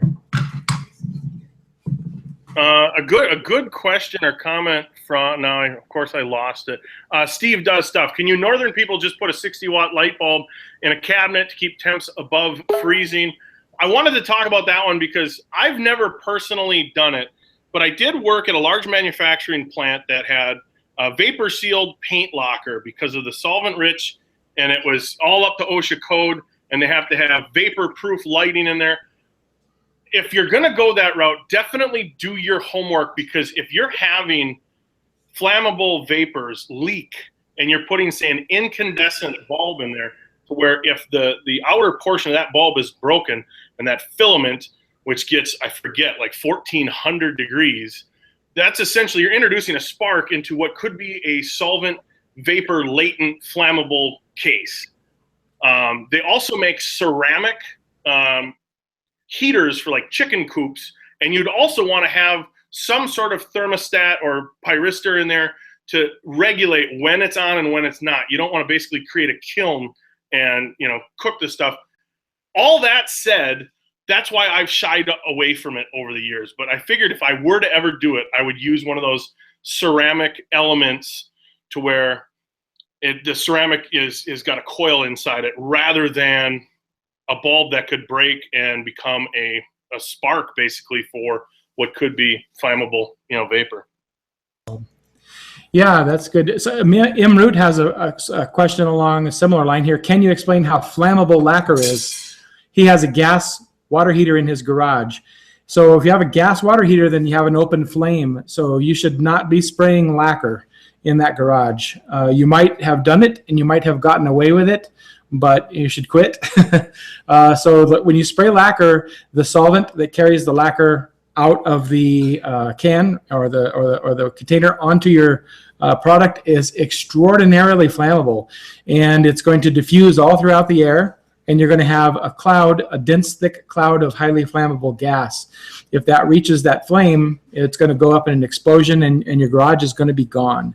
So for sure, you can't spray lacquer in a room with open flame. Yeah, and there's, if you ever seen the flammable storage cabinets that a lot of shops have and stuff that are required by code, it's not a terrible, I don't personally have one in my shop, but it's not a terrible idea for twofold. Some of those are fire resistant to where if you do get some sort of flame going in there, it can sometimes self-extinguish before burning through the cabinet. But then also to let fire services know when they're going through a structure fire that this thing has extreme amounts of flammable things in it. We need to treat it appropriately. I'm not a safety nut by any means, but when it comes to flammable vapors and stuff, I tend to err on the side of caution. Now, then again, I've made 10 spud guns in my life out of PVC, so. Yeah, when I was younger, I did quite a few experiments with chemistry that I probably shouldn't have done. I have some wounds. I won't show them online here to show, but yeah, it's better safe than sorry. In fact, my shop is wood. Everybody who has a woodworking shop, your shop is wood. I even store I store lacquer thinner, acetone, all of those things that aren't going to be damaged by freezing. I store them in a metal cabinet outside. I don't even leave them in my shop. When you have shop rags after using acetone for wiping something down, those shop rags, if you leave them crumpled up in the corner, will catch fire. I've had that happen before. So you need to spread those out outside on the concrete to dry. Don't leave them crumpled up in the corner of your shop. They'll catch fire. Or have a bucket of water you can throw them in, something like that. So, safety is good. You don't want to burn your shop down or kill your neighbors. And then the kind of work. Oh, that echoes back. Really? Okay. Yeah, sorry. Well, now it went away, so I don't know. Before you muted, I think it went away. But a couple of people are talking in the comment section about, whether, and James has mentioned it too, whether you've gotten away with it in the past or, I've sprayed it in the past. Keep in mind that the chances of getting an explosion or something like that, or even a fire, well, an explosion, there's a certain ratio. I believe it's called like the stoichiometric ratio of you have to have the right amount of whether it's solvent in the air or even like wood flour, things that. So of course it's going to be rare, but that's definitely something I've never played around with is like open. And I really don't have a good suggestion to how else you would spray because I don't have a water heater in my shop. So. Yeah, I think if I was to spray in an environment like that, if I had to spray in my garage, I would move the spraying over to the garage door and leave the garage door open and put a fan basically blowing the spray out. If you had to do something like that, if you can't go outside and spray.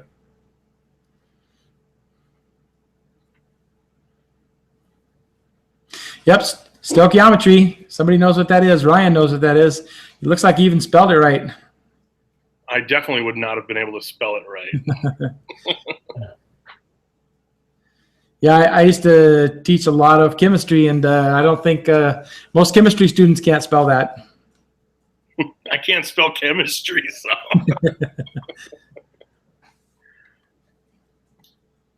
I mean, it's rare, the spontaneous combustion of crumpled up stuff, but it does happen. Like acetone is what James said. Yeah, I think acetone would spontaneously combust more than somebody was talking about BLO, boiled linseed oil. I don't know if I've ever heard of boiled linseed oil doing it, but I would imagine it can, but definitely acetone is, Yep, it's bad stuff. So Trampoline wants to know, what is lacquer? I'm not a native speaker. That word doesn't specify the solvent in German. What's it based on? It's a combination of solvents, but I don't know off the top of my head. I'd have to look it up. If you look on the back of a lacquer container, it'll tell you probably what the solvent is that's carrying it. It's going to be an organic-based solvent, if that helps you out, but I don't know what it would be specifically. Probably even different manufacturers will use different solvents. And you buy lacquer thinner, which is also a combination of solvents, which will dissolve any lacquer. I wish I wouldn't. Right before I hopped on this live thing, I had the MSDS sheets pulled up for 3 different kinds of lacquer, and I could have put the links in there, but I totally didn't think I would need that tonight. But yeah, I didn't think we'd be explaining stoichiometry. Kyle Brooks, did you see that? Oh, Kyle Brooks, thank you very much. So that's the super chat function. Anybody who uses that, those funds go to help support the channel. So I really appreciate that, Kyle. Thank you very much. He wants to know what is my least favorite favorite glue type and why. My least favorite glue type, probably the stuff that's the least convenient to use is, I don't know, maybe either epoxy or polyurethane glue. Polyurethane is very messy. Epoxy is also very messy. It seems like no matter what I do, no matter how careful I am, no matter whether I wear gloves or not, I get epoxy on my hands. It seems to be completely unavoidable. My favorite glue, well, if you've seen my channel, this is my favorite glue. We buy this by the case of 4 gallons at a time. I emailed Titebond and asked them to send me a 55-gallon drum, but they ignored me. Even if my daughter carries this in her pocket to school just in case. You never know when you're going to need it. No, that's awesome. But yeah, so that's my most favorite and least favorite. What about you, Nick? Do you have a most favorite and least favorite type of glue? Most favorite, I would probably just say I use a lot of Titebond 2. Least favorite, it's hard for me to answer, but I would say spray adhesive, just because it's like your epoxy. I'll lay down a piece of paper, I'll spray something, but I'll grab it in some way to where I'm going to have it on my skin. But I also love using it, but I also hate the mess it can create if you're not careful. Yeah, I've used that spray adhesive too, man. I always get it on my hands. I don't know what it is. Obviously, it's extra special adhesive. It adheres through the air onto you somehow. Yeah. I mean, I like how, wood glue too, easy water cleanup, but then you can just kind of rub it between your fingers and it dries and flakes off. So Steve does stuff. I bought a mallet and this is all I have left. Thank you, Steve. That's very, very kind of you. Yeah, the mallets, they can be costly. That's for sure. If you pick one with Lignum Vitae in it. Speaking of Lignum Vitae, it's a pretty rare wood. I had a hard time. I got from suppliers all over the country to get Lignum Vitae for this sale. And let me tell you, it went on the CITES Appendix 2 list and on the IUCN Red list a while ago. And so whatever is in the United States now might be all we get. And I think I'm a big user of that now because I just bought $1,000 of it the other day. And tomorrow I have another order that I'm placing. It's probably going to be about another 700, and that's all I could find. So, anybody wants a Lignum mallet, this might be your chance. But you have one set aside, right? What's that? I have yours. Yeah. I haven't sent it to you because where is it? Hand it to me. Hand me that Lignum mallet. I got to find a way to put a brand on it, man. Oh, okay. Then I don't feel so bad because I was working on. Of course, that I didn't grab yours. I don't know why I grabbed this one, but this is pretty much. Let me grab the right one. This over fancy push block that I was working on. Then I'm trading James this over fancy push block for a Lignum Vitae mallet, and I wanted to almost embed a coin in there. So I'm actually in the process of getting coins made up, and they should be pretty cool. But it'll probably take me till close to Christmas to get them in, but. Yeah, well, so I'm in no hurry. This is it, Nick. So this is pure Lignum. I decided that you were special and you wanted a small one. This is our micro size, and this is genuine Lignum Vitae, and it's pure Lignum Vitae. The mallet is, and the head is, and it's very, very heavy for its size. It's remarkable, but it's a beautiful mallet. If anybody wants one of these, I might be able to make a couple more, but this one belongs to Nick. Sweet, that looks awesome. Steve says that as a rather fat push stick. Yeah, it's just a hair narrower than 1.5 inches. So you wouldn't need to cut into that if you're even like ripping a 2x4 up on end or anything like that. But I put walnut on the bottom. That way you can run it over the joiner or cut that off on the bandsaw and just glue on another little chunk. But it was more how fancy could I make this? That was kind of what I was going for. Yeah, that's going on the shelf when that gets over here. I won't be using it for anything. Yeah, So, the brass and everything polished up real nice on it. And, yep. oh, yeah. Bird's eye maple and walnut. Pretty spectacular. Yeah, she's going to work out good for sitting on a shelf. Yeah. All right, so Gabriel Lopez, I have a little bit of a problem with cleaning glue ups, especially squeeze out in a corner. Do you have any tips to avoid scraping and possibly ruining your piece? So I do. I like to use a lot of water. There's a couple of schools of thought on this.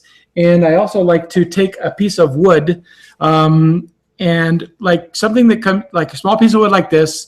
I'll go over to my sander. I'll sharpen it to a point, like a pencil point.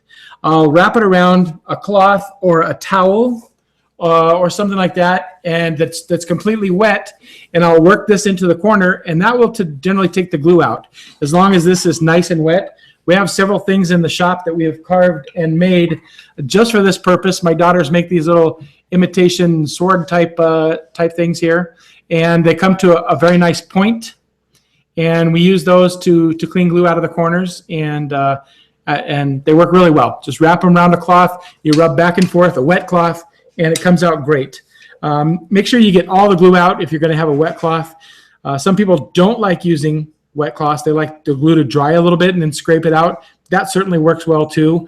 The concern is if you wet the glue, you might dilute the glue. You might leave some of the glue in the fibers, and then the wood might not take a finish well after that. So if you're going to use the wet cleanup system, just make sure you clean it thoroughly. That's what I always do, and I never have a problem. Hope that helps. I was just typing a comment, but I was just gonna. Card scrapers are really great for if you let it tack up a little bit and then scrape this off maybe 20 minutes after using a tight bond. They make different shaped ones in case you got to work around stuff like that. But then also, one of my handiest tools I have in my shop is this ground precision 6-inch rule, and I actually use this to go into the corners of cabinet glue ups just because it's so handy. It's right there. Wipe it off, make sure it's dry when it's done and clean of glue. But that I use that a lot. Cool. Steve does stuff. He's got $5 for you, Nick. You know, I'm thinking this. No, it wasn't him. It was somebody else that kept telling me he had $5 for a mallet, but it wasn't Steve does stuff. You got to put 3 or 4 zeros on the end of that, and Nick might jump on it. Oh no, don't do that because he might sell you mine. So can do. If you use 5 times the glue required, then you'll need a scimitar to remove the excess glue. Yes, this is true. Glue cleanup is a serious issue here. We don't highlight that in the videos very much. Oh, and another nice tip for in the inside corners, and I show this in my tenonting jig video where you can take a drinking straw, you can use it as a straight cut end, or you can nip it off at an angle. And that'll get into the corner, and you fill that straw with the glue, and then cut another piece off, and then get in there. So that helps with that way. You're not smearing the glue around. You're picking it up in that tube, cutting it off, picking up more. Well, Steve does stuff. Added a lot of zeros, but they were little zeros because he's broke. They still have the same numeric value, so I'm fine with that. Yeah, I would think so. Yeah. Yeah. As soon as he gets that check, I imagine he'll ship one right out. Let's see here. Marvin said I was reading his mind. Must have been the straw thing, but. Oh yeah, right. Yeah, some of the glue spreaders that you get from Rockler, the little glue silicone brushes, they have a little wedge at the other end of them, a little flat paddle, and you can use that to some extent. It's not great. I'll show you one here, but we use that somewhat. You can wrap that around a rag too. Some of these we've cut down or filed down. This is a good way to spread glue, I suppose. The glue comes out of these pretty well. This one's dirty. I shouldn't have pulled this one out and showed you. But a nice little tip too and if somebody's not a woodworker, but say they have like a wood screw with it, a little stripped out, maybe a kitchen table or chair or something, you can pour some wood glue in there and jam some toothpicks in there. And then, if you jam them in there super tight, you can re-drill the hole, or just 1 or 2 toothpicks, and a lot of times you can then get that screw to bite. So, if somebody doesn't have a ton of tools, that's a quick fix for maybe a stripped out wood screw. Yes.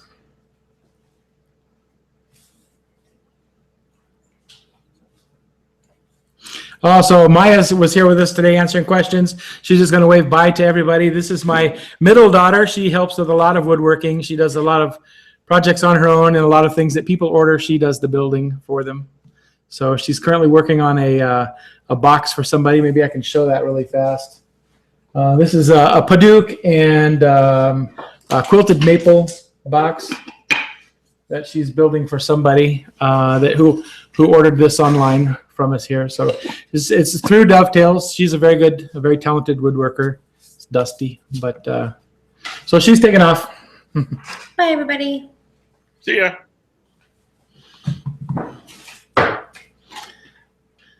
Wooden matchsticks work too, says Dave over there. Yeah. Just remove the head of the match first. Yeah.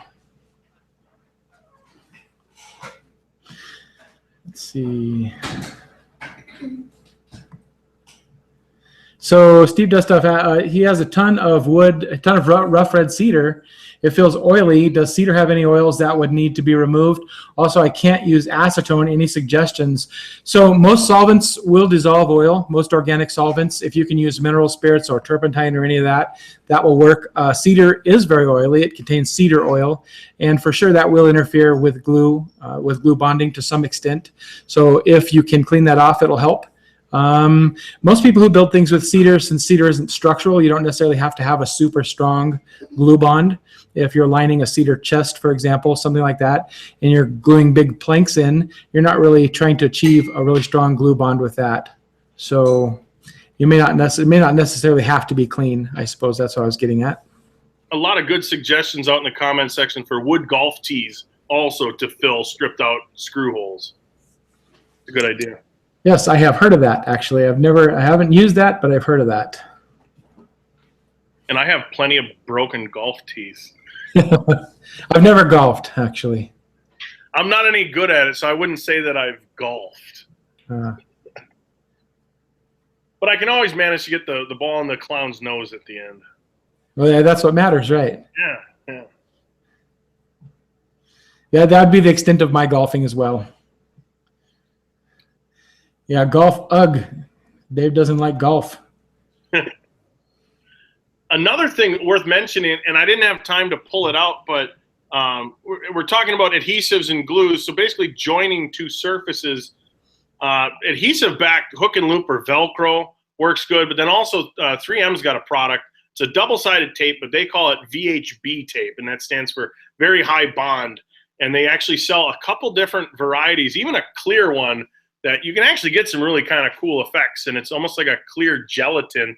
And I've actually used that to, for clear plexiglass, acrylic, and polycarbonate and stuff. But I wish I would have had time to basically move stuff out of the way to get to the stuff. But I mean, I had plenty of time. It was just me not, me procrastinating.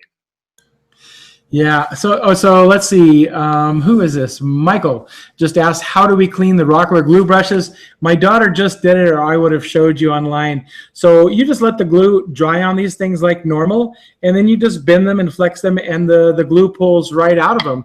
I don't know if you can see this here. Those are the holes that where the brushes were, the bristles just were. It's that easy. They're silicone, so the glue doesn't adhere to this. And you just let them dry, and you just pull the glue off of it. Very simple to clean. Oh, I meant to say 10 years. Darn it. Sorry. I added another 0. They were asking if Vhb tape was new. No, they actually use that in the body shop industry a lot for different, applied moldings on cars. It's a really nice... Man, I almost want to dig it out now because I buy it in the big rolls too. I probably have. No, of course I don't. Yeah. Well, of course, why would it be handy nearby? Yeah, nothing's where you need it, of course. So no. So Michael likes these. He's got to go get some. Maybe I'll mention this to everybody out there. Both Nick and I, we support our channels entirely with your viewers. You're watching our stuff, and if you're doing woodworking and you see a tool or a component like sandpaper or something that we use, and there's something that you need, oftentimes we'll put the descriptions to those items in or we'll put a link to those items in our description. And there's something that you need and you go to that and you buy it. Someone just mentioned needing one of these brushes. It buys it from Amazon, from either one of our stores, depending on where you go.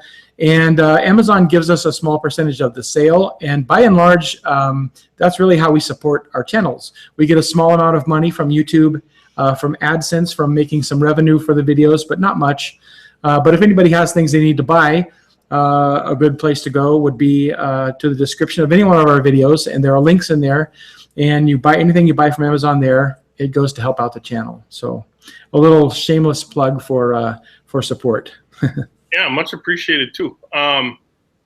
Ryan said, Ryan was thinking they came out with a newer tape, but the one I wanted to read was Bob Tack said they use Vhb tape or similar to put on aluminum trailer skins. Versus I think they market those trailers as like rivetless or whatever you want to call it. Gives it a smoother look, but yeah, very strong stuff. Again, not nearly as cheap as say a generic masking tape, but hopefully I don't make anyone dizzy by doing this, but we'll try something here. One of my tape drawers is I just ran into something. Go figure.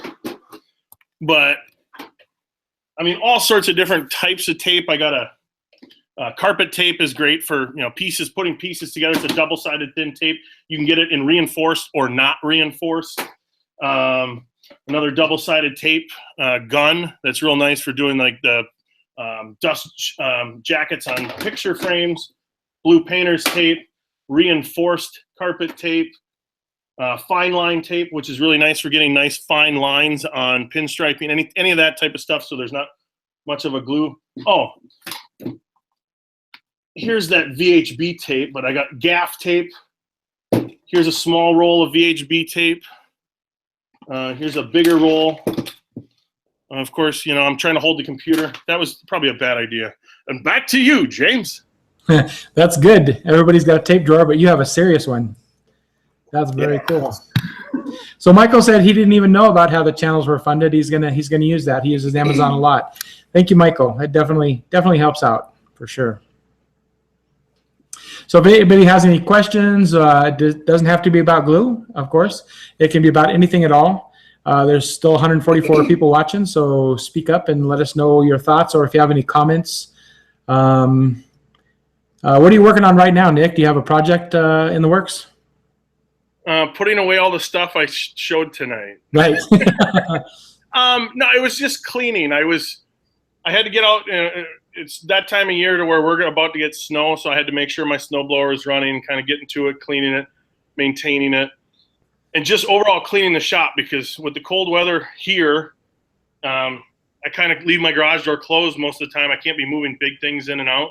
So just kind of getting ready for the cold weather. What are you working on? More mallets? Yeah, I have a lot of mallets. We sold a lot of them so far today, and so I think probably we're halfway there to that 100. So I've got all my daughters actively helping me put these things together. We're finishing up a bed. We're getting close to wrapping that up. I think we're going to finish that the next day or so. We just put out a video on a lap desk, and after the bed, we have a cigar humidor, a custom cigar humidor made from some Pacific Coast curly quilted maple. It's very highly figured maple, and according to my hardwood dealer, he hasn't seen anything this good in decades. So we just bought some of that, and once these mallets are wrapped up, we're going to produce that humidor for him with some ebony inlay. So that should be a fun build. Very cool. So Kirk Schaefer just ordered a hammer, and he's standing by the door to get it. Okay, well, the minute I get off of the live session here tonight, we're going to build that. Anybody who orders a hammer, oh my gosh, I forgot to say, I'm very sorry. Well, I'm making a video next week of all the hammers, so don't expect shipment before next week. I did mention that in the description. We're putting the bulk of them in the description, or I mean in the video. So as we're making them, we're kind of showing a short video on the bulk production of the mallets. So Sean Kennedy has a good suggestion that I've actually used, and it works pretty good. Mix Mod Podge with joint compound to make your own modeling paste for painting on canvas. I don't think I showed it in my canvas painting video, but modeling paste is, it's essentially it's almost like a joint compound spackle that's sticky, and you can mix it with paint colors and you get different textured effects. You can do stippling with it, troweling, all sorts of cool things. But that's a good tip because it's cheaper to do it that way than to buy modeling paste. Modeling paste is actually pretty expensive. So Paul Mathis wants to know if either of us have made a tall jewelry case or a chest.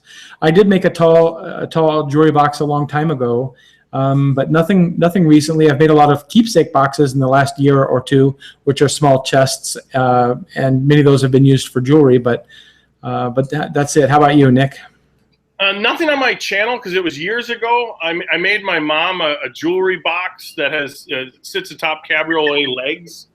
And it was out of cherry, just a gorgeous little piece. But this was probably close to 15 years ago. So the woodworking wasn't nearly at the level that I am now.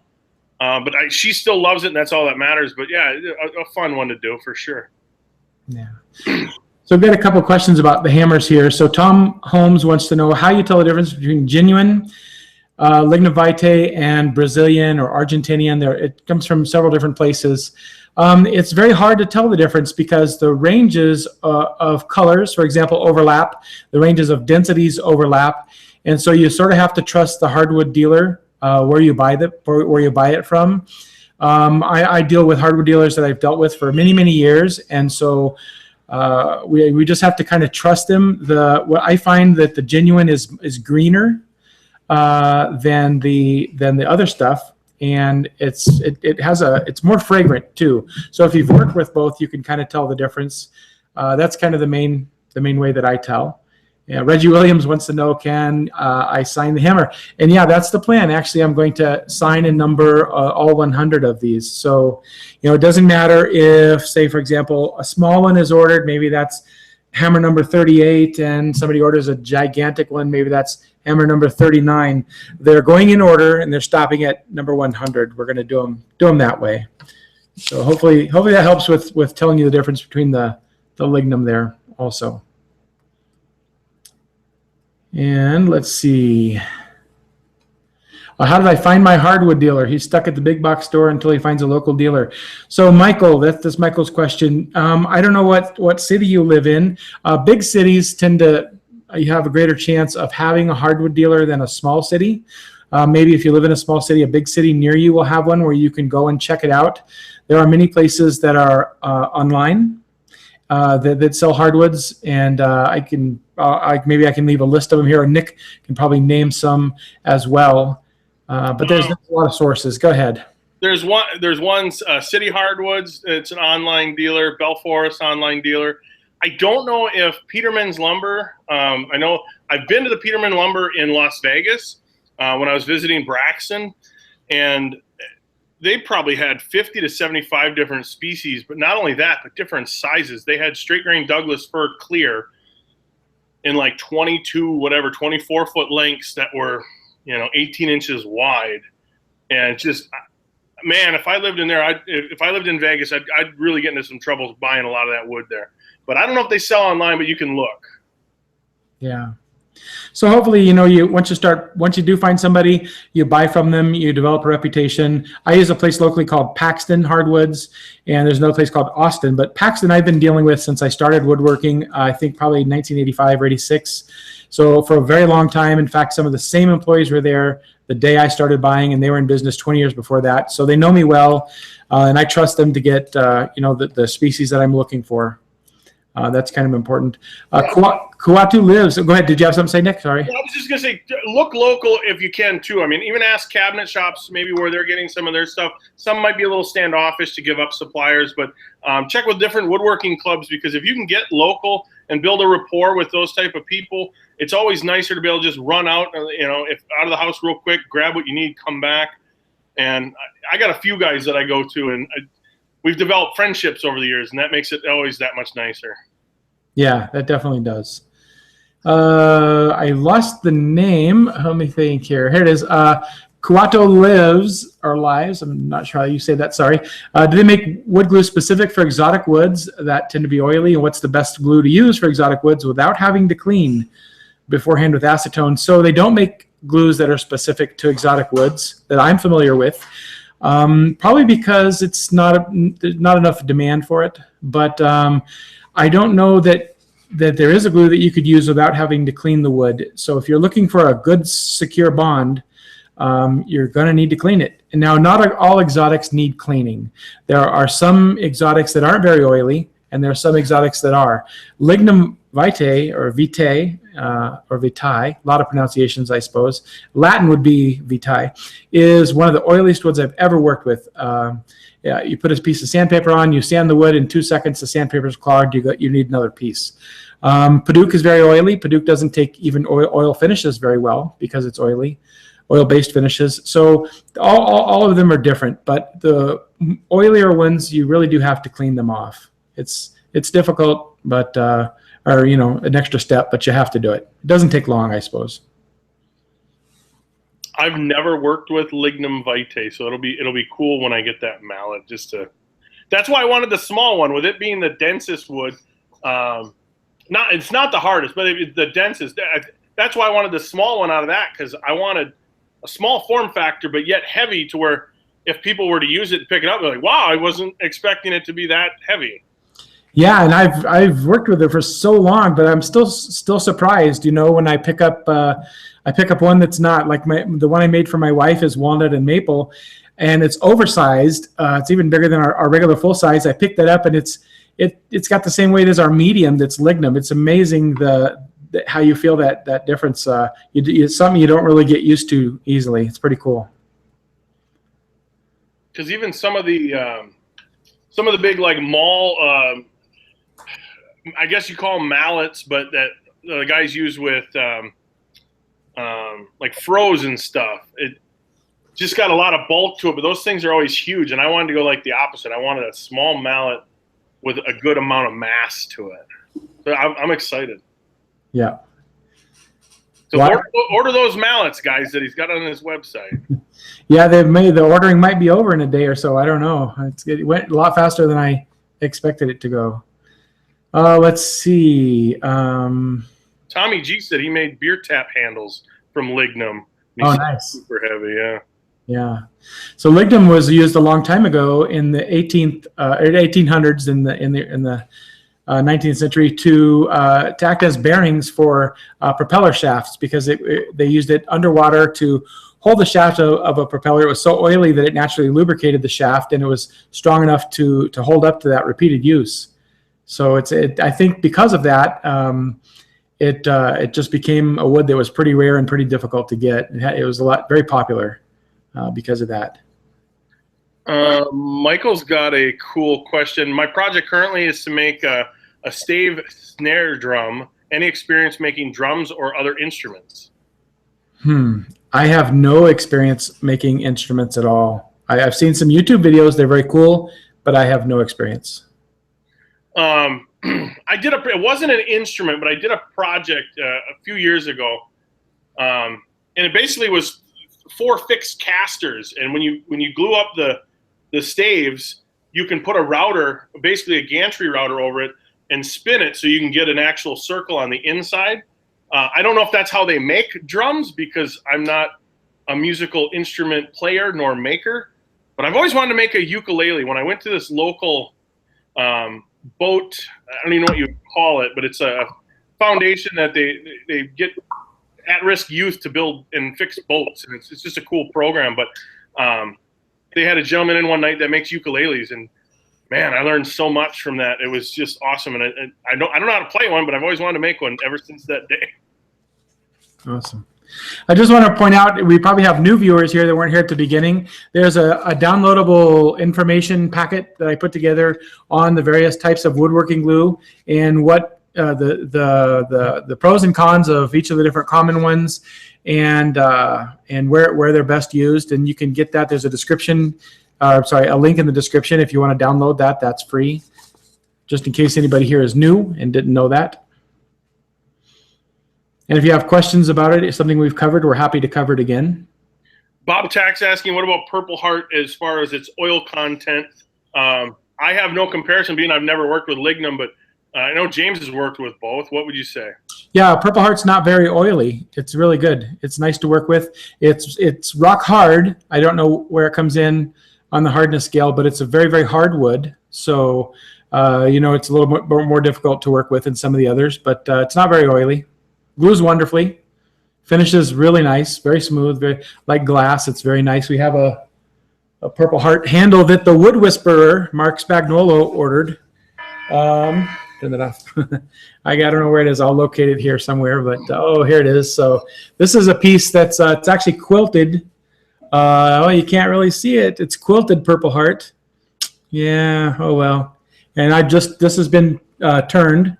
It's got to be cut down and attached to the mallet. But if you like Purple Heart, it's a beautiful wood. If you take it and when you first turn it down or sand it, it's a little bit brown. If you wet it down with some water or some acetone and stick it out in the sun, it'll turn bright purple.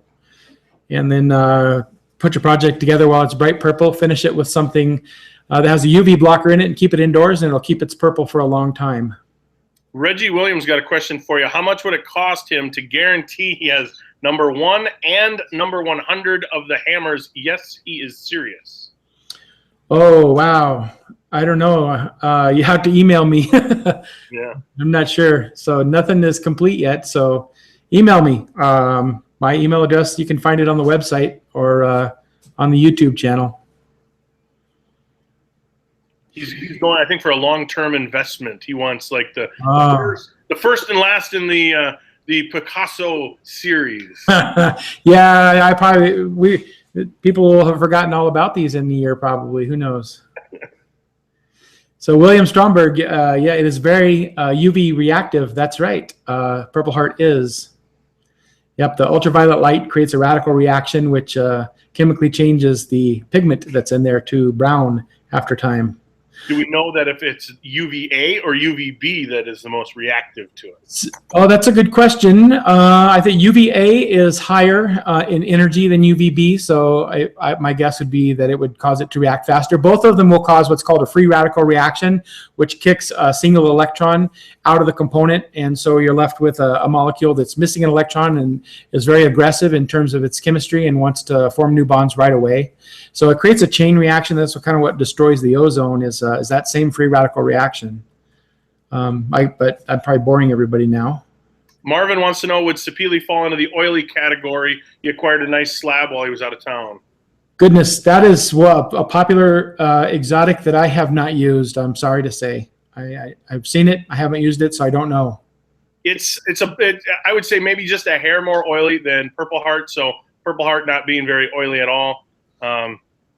Yeah, it's again. I wish I had the Lignum to compare it to, but I don't think it's all that oily. The Sapili, it's fibrous, so you're prone to get slivers from it. But it's a gorgeous wood. It's especially if you like kind of the uniformity to the grain. It's a very straight grain species. So someone likes the fact that we're dropping some science here. That's cool. So if anybody doesn't know, I am actually a practicing scientist. I'm an organic chemist. I do research. I have papers published, and I do woodworking as well. So I know a little bit about chemistry. I'm not an expert, not a professor, not a full professor with a PhD. I have taught for many, many years, and I know a lot. I'm an active researcher, so it's kind of my passion, as well as woodworking. John Bennett wants to know if marble wood's oily. Marblewood doesn't appear to be very oily from my experience with it. You know, I've never really found a chart or a graph that rates these woods on what's oily or not. So only thing I can give anybody here is my firsthand experience using it, just my empirical observation, what I see when I use it. Marblewood seems to be dry. It cracks, splits, checks. It doesn't stay straight. I don't like the wood. I don't like working with it. For those reasons, it's not, you know, I did use it for my big woodworking vise. If anybody saw that video, I'm not going to pick it up because it's too heavy. But it's, from what I have found, it's not very oily. Question from, and I only have a pen blank in Marblewood, so I would say it's not oily either, but I haven't even ever used it other than I have the pen blank. That's about it. But William wants to know, Craig question, K4 or K5 kit? Oh, I have the K5. I have both. Actually, I just, I use the K5 now because the lever lock is in the front. I use the K5 when I'm building cabinets because I don't like to reach around back to lock it down. I used to do a lot of kitchens. I still do kitchens, full custom kitchens, for, you know, cabinetry, high-end cabinetry for people. So I prefer the K5. What do you use? I got the K5. That's exactly what I was going to say. They had one or two models of the K3 or K4. It was short production where that lever was on the front. For whatever reason, though, mass production-wise, it was on the back. The K5 now it's on the front. That's 100% the reason to go with a K5 versus a K4. It's like James was saying, you're doing a big sheet or a cabinet carcass, and you want to throw a couple pockets. You know, the lever's right there, rather than having to kind of completely go around it or have somebody on the back side having to operate it. But yeah. So here's a piece of Marblewood. Rupa just handed it to me. For those who don't know, Rupa is my wife. She films all of our videos. It's a family effort over here. Maybe I can make her stand in front of the camera. But she films everything my daughters build, so we all work together on these projects. Nick's waving hi. Yeah, so this is Marblewood. But you see, this piece was protected and sealed. Maybe you can't see, but it's already developing huge checks and cracks. And, you know, a lot of exotics will develop checks. That's something you have to live with. This is just particularly bad. Michael, dang, just bought a K4. It's okay, buddy. K4 is a great jig. It's a great jig. There's nothing wrong with it. You can do everything with it. Can we show each Thor's hammer to see the difference in sizes? Do we have a mid? Do we have size mid? I can show each one here. And where's mine? Over there. So for the full size, it's going to be my mallet, which is the prototype. So the shape of the head is a little bit different. So this is the micro for everybody who's watching. This is the mid. Turn it this way, maybe they can see. Micro mid. This is the full size. Try to keep these all the same distance from the camera and bring that one up. And that's life size. If you saw the movie or you researched the Marvel comic, that's the life size, which is a little silly. You can't use that in woodworking. You can kill people with it, I suppose, or rogue dinosaurs maybe. But these are the three sizes. This is what I call the full size, as a 6-inch head. This is Lignum and a Cocobolo handle. This is very heavy. I have used this every day. I can drive nails in with this hammer without any problem. You see a check on it because I was hitting concrete with it, but it's very serious. So this is the mid. This is African blackwood handle, which is the rarest, most expensive wood I can source today, with a red heart head. And you see, we made this hastily, and I put the wedge the wrong way. And this is my toy. This is all Cocobolo. So those are the sizes. Hope that helps. I put a link out there that goes right to James's website, right to the Thor's Hammer page for anyone interested as well. Oh, thank you. That's in the chat. And then also N72 4NF2 says Rupa does a great job filming. Oh, Thank you. She says thank you. She's had a lot of practice. When we started out, it was pretty rough, and she got better and better as time went on. My only complaint is she likes to, she films like 6, 7, 8, 900, maybe 1,000 clips, and there you go. So, and then I have to edit it. So, and I'm not sure I pronounced that right. N724NF2. Yeah. That's a tough one.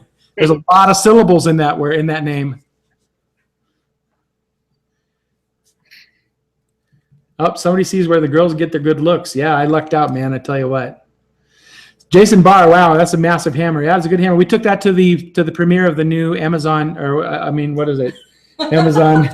I'm half asleep. Thor Ragnarok. We took that to the premiere of the movie, and that was it. It got a lot of attention. It was pretty cool. Oh, here's an interesting question. Where did it go now? Jason wants to know: has anyone done work for celebrities?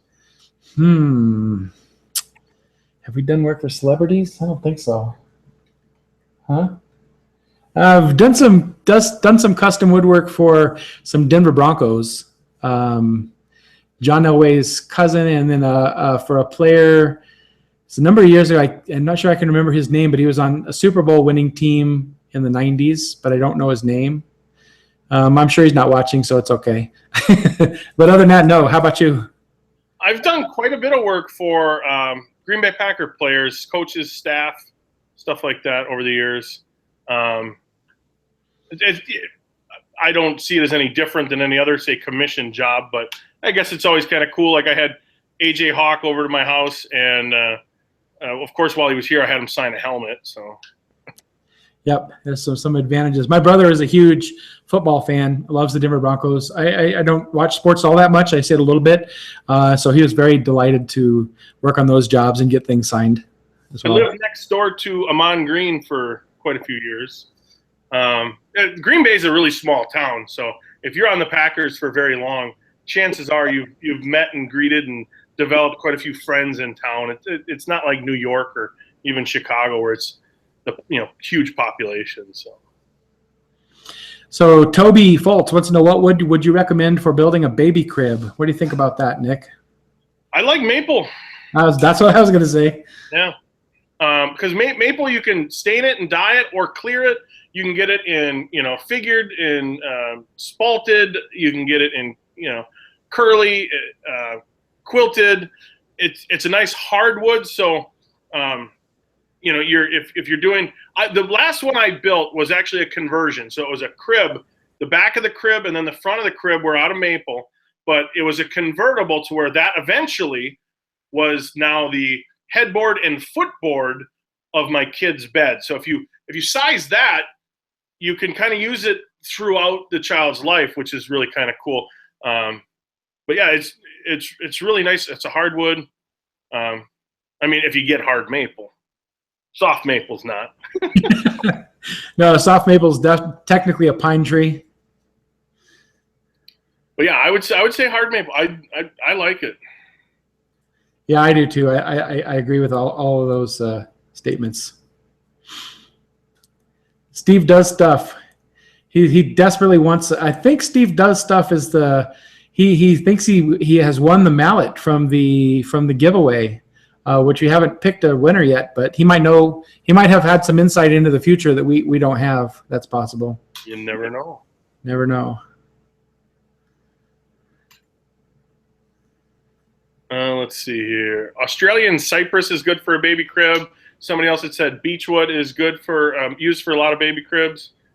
Yeah, and also it depends too on what your decor is. Maybe you want to go with, I don't know, say walnut or something. Maybe you want a naturally dark, But there's nothing wrong with even using pine, and painting it. I mean, I don't know. I'd use hard maple. We got to get off that because I'll just kind of keep saying Yep. So somebody wants to know, what about adult beds? For that, you just use whatever wood you like. Depends on what you like. I'm building a bed right now. It's out of oak. It's a queen size sleigh bed. The customer came to me. She's looking at antique sleigh beds, but she couldn't find anything in queen size, and so she found a picture of one she really liked, and I'm kind of replicating that in a queen size. I should have the video out for that next week, but she really likes oak. If you like maple, maple. If you like walnut, walnut. Whatever you like. There you go. I've never worked with Australian cypress, but Steve is saying that was a joke. It splinters and causes infections. Oh, okay. Yeah, I've never worked with it, so. Like wenge. Wenge is a nasty wood to work with. Black palm. Or black palm. Yeah, black palm. In fact, the splinters jump off of black palm as you walk near it. It's pretty bad. Just a quick mention on cribs and beds in general. Just a quick Google search as well. I think it's no more than 3 inches space between the rails is kind of the safety guideline. In fact, furniture manufacturers don't quote me on the 3 inches. It might be 2.5. But definitely look that up. And that's just a safety thing to try and minimize, kids getting their arms and heads and, stuff like that stuck. Yeah, that's right. Yeah, everybody building a baby crib, you should be aware of a few things for sure. The gap spacing for the vertical slats. Also, you don't want any of the corner posts sticking up, because a baby could go over the edge and their back of their shirt might get caught on that, and you don't want them hanging from the corner of the bed. So there's some safety features if any woodworkers out there are considering building baby cribs, and I've built a few. I think at some point in every woodworker's life you'll be asked to build a baby crib. So just check out the safety precautions before you embark on a project like that. Don't build it out of Wenge, or Black Palm. Gabriel wants to know, would using screws or nails on a glue up add acceptable pressure for a good bond? It certainly could, depending on the application. Yeah, for sure.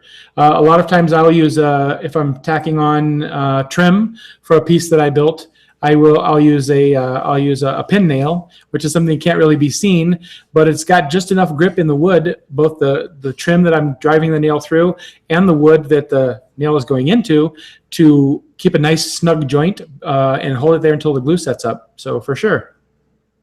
What do you think? I was reading other questions, but sorry. Yeah, I mean, typically, if you add glue to a joint and then screw it together or whatever, it typically is enough to hold it. I probably use a fair amount less clamping pressure than James, just because the clamps that I tend to use are those Harbor Freight aluminum bar clamps. I do have some Bessies, Irwins, a couple Jorgensens, a couple Jets, but I typically don't reef on it for a panel glue up. I always have like if I know it's a weird kind of glue up to where I'm going to need to really pull something together, or even like a drawboard type joint, I always have a larger clamp handy. But no, I wasn't paying attention 100% because I was going for the next question. Sorry about that. Oh no, it's not your fault. I felt like an idiot. And I'm like, yeah, I like pizza too. I feel bad because I don't know if I'm answering it, but I don't want to feel like I'm taking up all the airtime here. Oh, it's your channel, man. Use up all the airtime you want. Let's see here. Bob Tack wants to know, how is Bubinga to work with? Bubinga's fine. It's a beautiful wood. If you ever can get a hold of some waterfall Bubinga, that would be fantastic. Ooh, Tyler said Indian rosewood bow ties in a hard maple slab table. That would be cool. That would be cool. Yeah. As far as strength, Indian rosewood isn't high up on the strength scale, but Indian rosewood is very pretty wood.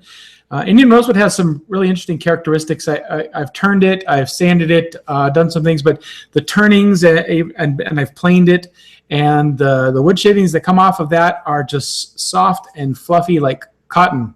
It's pretty amazing stuff. If you ever get the opportunity to use some Indian rosewood or turn something out of it, you should give it a try. East Indian rosewood, let's be specific. That would be Dalbergia latifolia is the scientific name of East Indian rosewood. I wouldn't go with the Dalbergia sisu. Sisu is not a very nice wood. It is a rosewood. It's an Indian rosewood, but the Dalbergia latifolia is what you're looking for, is the beautiful East Indian rosewood. Do we have a piece of that here? Wait, I know we have lots of it here, but I don't know if I have any that's been planed. If you see my vise video, a big chunk of the wood in the middle of the vise is East Indian rosewood. It's very pretty. That's okay. So anyway.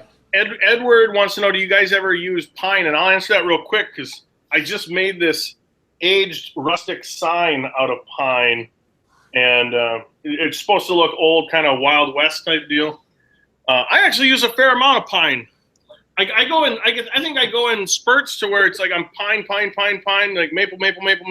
I don't know. It just seems to go that way. What about you, James? You use a ton of pine or not? I don't really for the woodworking here in the shop. I used to a long time ago use a lot of pine for projects that I took to craft shows or projects. Maybe 25 years ago, I built a lot of shelves, small bookcases, like quilt racks. things like that I would sell at flea markets out of pine because it was not terribly expensive. And so for those purposes, I've used it, but I haven't had much demand for it lately. N724NF2 wants to know, or he said, gotta go. Thanks for doing this. You guys rock. And I'll take that opportunity to thank James for having me as well. So. Yeah, well, thanks for being here. This is a pretty good show today, I think. We have had a whole lot of people checking it out, which has been pretty cool. So I think more people, more numbers than before, and that's pretty impressive considering it's Black Friday. Shouldn't you guys be out spending your money on Christmas presents for your family? This is fighting the crowds. This is like the first year my wife didn't go out, and she only did it just for camaraderie, I think, with her sister and her mom. But I always think that's crazy going out today. Ox in the shop is saying hi to you. Hey, what's going on? Drew Oxford, he's a good dude. He just released a video on a picture frame holder that spells out family, and it is based on one that I made, and it turned out really cool. Cool. Michael wants to know, does Titebond have a shelf life? It does. I think it's about 3 years, if I remember correctly. Their website will tell you, but I think the Titebond 3 I use, I don't know, I've never kept it more than a month. I go through a gallon a week, so I don't know. But yeah, I think it's about 3 years for Titebond. And let's see, Ryan says he always learns something new here. That's good. That's cool. Yeah, the day I stop learning, life stops becoming fun. I'm a lifelong learner. I always like to learn new things. I can talk with the woodworkers who have only been woodworking for a few months, and they have things to teach me. It's pretty cool. This is the fantastic hobby and pastime and career for anybody to embark on. There's a lot of learning going on all around. Rob Harrod said 2 hours. Has it been 2 hours already? Yeah, 2 hours and 20 minutes. Wow. Right. Time flies when you're having fun. Yep. Mancrafting gallon a week. He didn't think that was enough. I'll have to up my usage a little bit then. Yeah, if you want a project where you use a lot of glue, build yourself a workbench. It's going to take half a gallon to a gallon. Build yourself a big, full-size woodworking bench. You'd be amazed how fast the glue goes.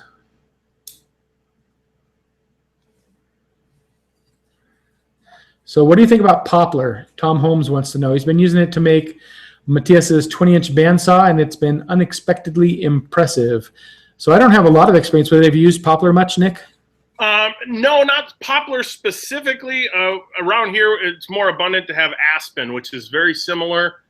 So we just tend to, if you want a paint grade, there's nothing interesting to either poplar or aspen as far as the grain typically, but good paint grade stuff, or even if you're into just kind of clear coating it, but there's not, like I said, not a whole lot to the grain. Yeah, I think aspen has a significantly lower density than poplar, but I do think they're very similar. In fact, aspen is called Populus tremuloides, so they're the same family even. Yeah, all the rails and stiles and all these cabinets behind me, and then you probably can't see a ton of it, but the drawer fronts on all my cabinets is all aspen. Nice. That's not available here for some reason, even though we have more aspen here than anywhere in the world, but it's not typically available here as a hardwood to purchase and use. That's odd. Because we're buying it all. Yeah, could be. Could be. That's interesting. Another thing, and this I saw online the other day, and I chimed in on it, but it was on Facebook, but I'll repeat it because they're all talking about glue ups for workbenches. There's kind of two trains of thought when it comes to what wood you want to select for a workbench top. You can go with a harder species like a hard maple, and then you're ensuring the longevity and durability of the workbench top. But you can go super soft into like an aspen or a poplar, a pine, and stuff like that, because that way when you're working on a project that's hard maple, you're going to be more prone to dent the workbench top rather than the project you're creating. So kind of two rules of thought there, kind of pick and choose. It's your workbench, whatever you want to make it out of. Yeah, that's an important concept to cover, actually. That goes the same, could be said for woodworking mallets. Maybe that's why we put leather on the ends of them sometimes. If your woodworking mallet is too hard, you're going to dent most things that you hit. So you're going to want to be careful where you're hitting. So that's a good point. So Steve does stuff. He's building a workbench out of cedar. Wow, 2,000 pounds of red cedar, a lot of cedar. That's interesting. That'd be neat to see, Steve. You should send us some photographs. I'm trying to put together like a viewers gallery of viewer projects, and I'd like to see some stuff that anybody's built. Maybe I can put it in a gallery. That way you could even sit there and when people come over to your shop and try and lift the workbench and say, do you think this is heavy? And then go to lift it and say, I cedar heavy. Yep. Man, my notes are terrible. Let's see.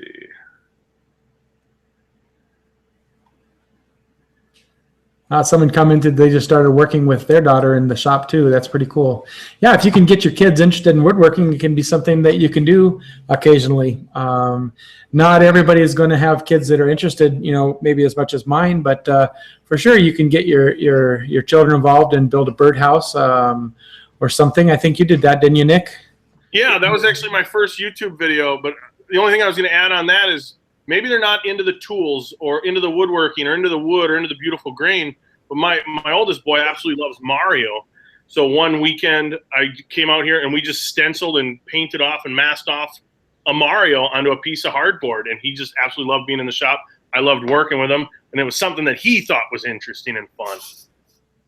Yeah, anything in the workshop. There's so many things you can do if you have a woodworking shop to get your kids involved, and that's really cool. Where are we located? I'm in Denver, Colorado. I'm in Green Bay, Wisconsin. So where are you viewers located? Maybe everybody could chime in and tell us what part of the country or the world that you're in. Gary Jones, his grandson and him built a sword. Oh, yeah. Pattern after ours, and every time he sees, he wants to build a shield. Yeah. I remember Gary talked to me about that before. So no one's going to tell us where they're from. Well, Paul Mathis said that he's from Enterprise, Alabama. Tom Holmes said he's from Daleville. There we go. Maybe I'm behind. I didn't scroll down. Oh, yeah. Kirk said he's from South Dakota, KSFWG's East Central Kansas, because that's what it stands for, is Kansas Fun with Guns. Oh, right. Ryan said Virginia Beach, Virginia. Joe says Cincinnati, Ohio. Juan says Long Beach, California. Ordinary Woodworkers says Portland, Oregon. Ox in the Shop says Carterville, Georgia. John Bennett says Central West Virginia. S. Thompson says, I can't do it. That was awesome. Sao Paulo, Brazil, Vancouver, British Columbia, all over the place. All the states are represented there, and Nevasto, Texas, Saudi Arabia. Awesome. Fantastic. Cool. Australia, Mexico, Montenegro, Saskatchewan. Wow. So we have an international crowd. International. Yeah, Nick does sound like an auctioneer. He was reading faster. He was saying that faster than I could read it. So that's pretty good. I ran out of breath. Yeah. I don't know how them auctioneers do that. Victoria, Australia. Yeah, I find that there's a whole lot of people in Australia and New Zealand that watch my channel. I think that's pretty interesting. Quite a number in Canada and a good number in Australia and New Zealand. Seems to be very popular for woodworking. Kind of covered this before, but I'll shoot you the question from Joe P. Said, is there a significant benefit to spreading the glue evenly? You often see people just lay it down with a bead and just slap it together. Yeah, there's a huge benefit to spreading the glue evenly. If you just lay down a bead and put it together, then you may have large portions of wood-to-wood contact that don't have glue between them. So if you're looking to achieve a strong glue bond, then you have sections where you have missed the opportunity to enhance the strength of that bond. So I like to make sure the glue covers every square inch of surface on both sides before I clamp it together. If it's a situation where the strength isn't critical, maybe it's no big deal. But most of the pieces that I build, a lot of people commission me to build things that they want them to be heirloom pieces that are going to last forever, or things I build for my girls. I want them to last for generations and hand them down, so I don't skimp on the glue. I take the time to carefully glue every square inch of the surface on both sides and glue it together. It just maximizes the strength of the joint.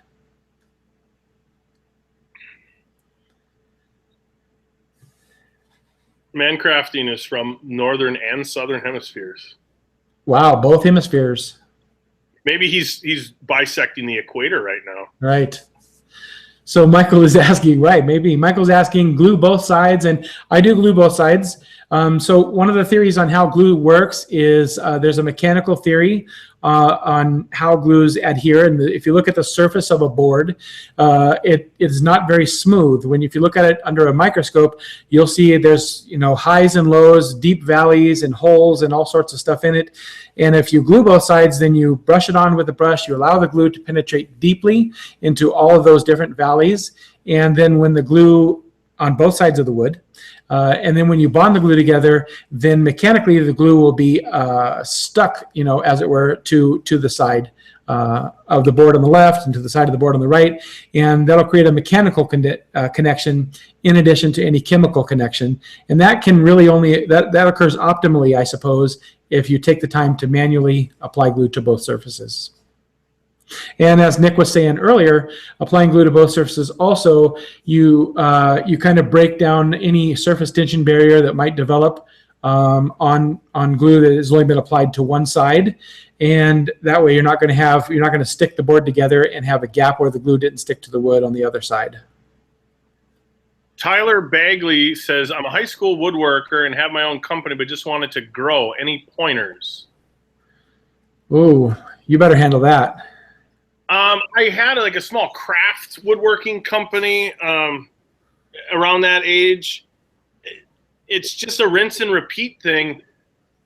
Trying to take care of your customers and wowing your customers. One of my theories has always been to under promise and over deliver. So many people, when wanting to make the sale, want to overstate themselves, overstate the price that they can get, overstate their abilities, stuff like that. You're never going to make happy customers if you promise them the world and just kind of deliver. But if you say, I'll do the best I can, here's some pictures of my work, and kind of keep humble about it, you have a much greater chance of getting referrals from them. Off the top of my head, that's one of the only pointers that I can think of just right off the top of my head.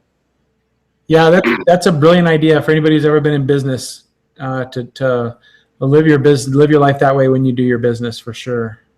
One thing that I used to do, I just thought of this. If you guys go way back on my channel, and I think it was part 2 of how to make a picture frame, I used to do large projects, anywhere from $10,000 to maybe $20,000, $30,000 on people's homes, not necessarily directly related to woodworking. But before I'd leave, I'd quick snap a picture of their house, and I showed how to do this on my video.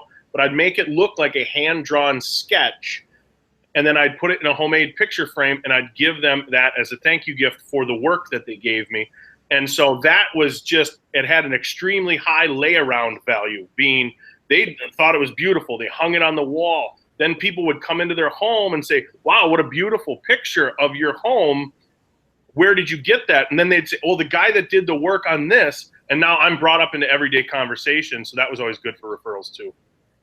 Oh, that's brilliant. You're a good businessman, I think. Now, granted, that only works if, you're not going to sell them $100 work and then, spend $200 making a frame. But, that's one thing, because one of the things I did way back in the day was some of these larger jobs, it was related to the window industry, and what company, friends, family come over to your house and immediately start talking about your windows? Not very many, but if they see a beautiful picture that looks completely custom and hand drawn and it's of their specific house, it just gets that conversation. Where'd you get that? And there you go. So Jason Barr wants to know if wood glue, is it more or less strong or effective when used on hardwood as opposed to softwood? So I guess in a strict sense, you're going to probably have a stronger bond with the softwood, because the softwood is a little bit more porous typically than a hardwood, and so you'll get deeper penetration of the glue. So you're going to have more surface area for the glue to bond there. The mechanical properties would be greater, but in practical purposes, it probably doesn't make any difference. Either way, if a joint is prepared and glued properly, the glue joint itself is stronger than the wood. So it doesn't, for practical purposes, it doesn't matter. Nick, is that a Hardee's cup or a Carl's Jr.? Hardee's. Hardee's. Yep. It's pretty much the same thing as Carl's Jr., but we have Hardee's here. So Stephen Kofed, he says, I agree with James on gluing. Well, Stephen, that makes you a very smart person. Joe says, Rupa, you have to wave hello. I have to wave hello? Yeah. Wait, no, that was a wave goodbye. Oh, that was a wave goodbye. Okay, goodbye. Oh, all right. Goodbye. I'm confused. That was the wrong wave, Rupa. Wrong wave. Wrong way. I don't know why you say hello. He says goodbye.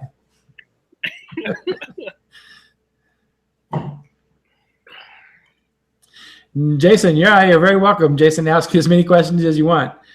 We're just here having fun right now. Yeah, I think the whole fun of this is the questions that come in because, I mean, without that, we're just kind of two extremely well-built and athletic men sitting in their shop.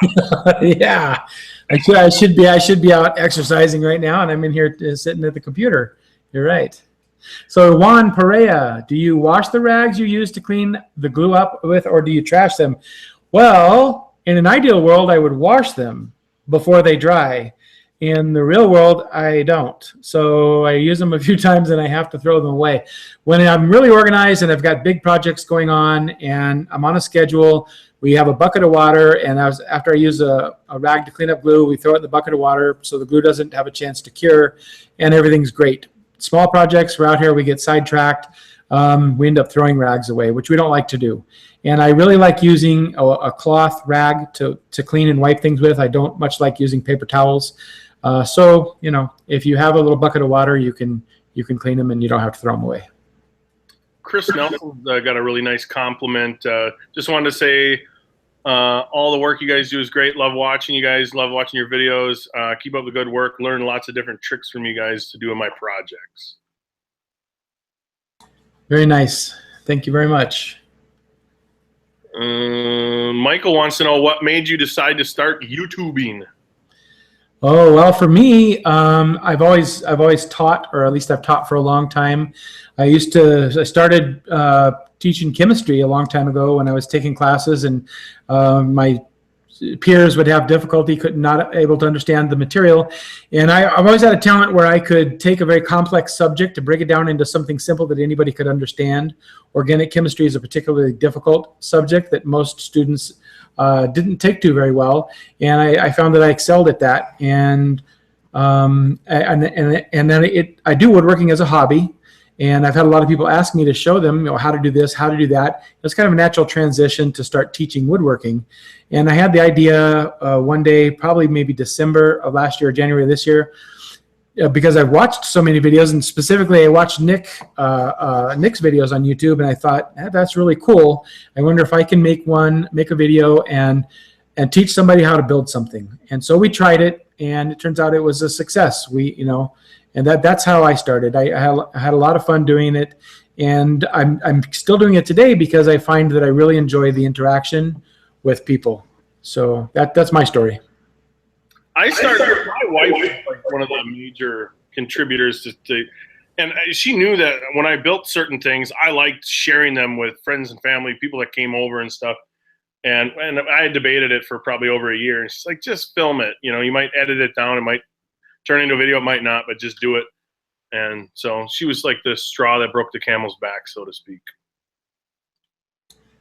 Awesome. Man crafting. All professors think they can break it down. You actually deliver. Well, thank you very much.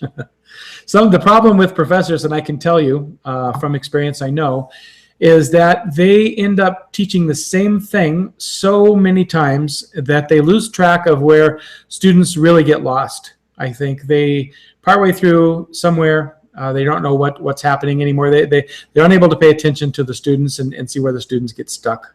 So that's kind of the secret to being a good teacher or an educator, is identifying where somebody gets stuck, the point at which you've lost them, where they're misunderstanding something, and correcting it from that point.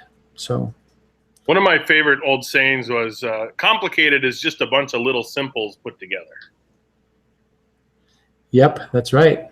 So, I mean, because that's an email I get fairly often about, wow, it seems like, and if it's step by step, it's really not that bad, because it's just a bunch of processes all put into one to get a final product.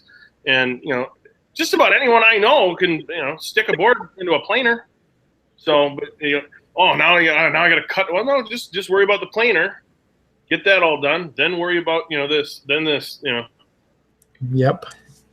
So someone, who was it? I lost track. They asked what was the very first YouTube video that I did. Oh, Ordinary Woodworker.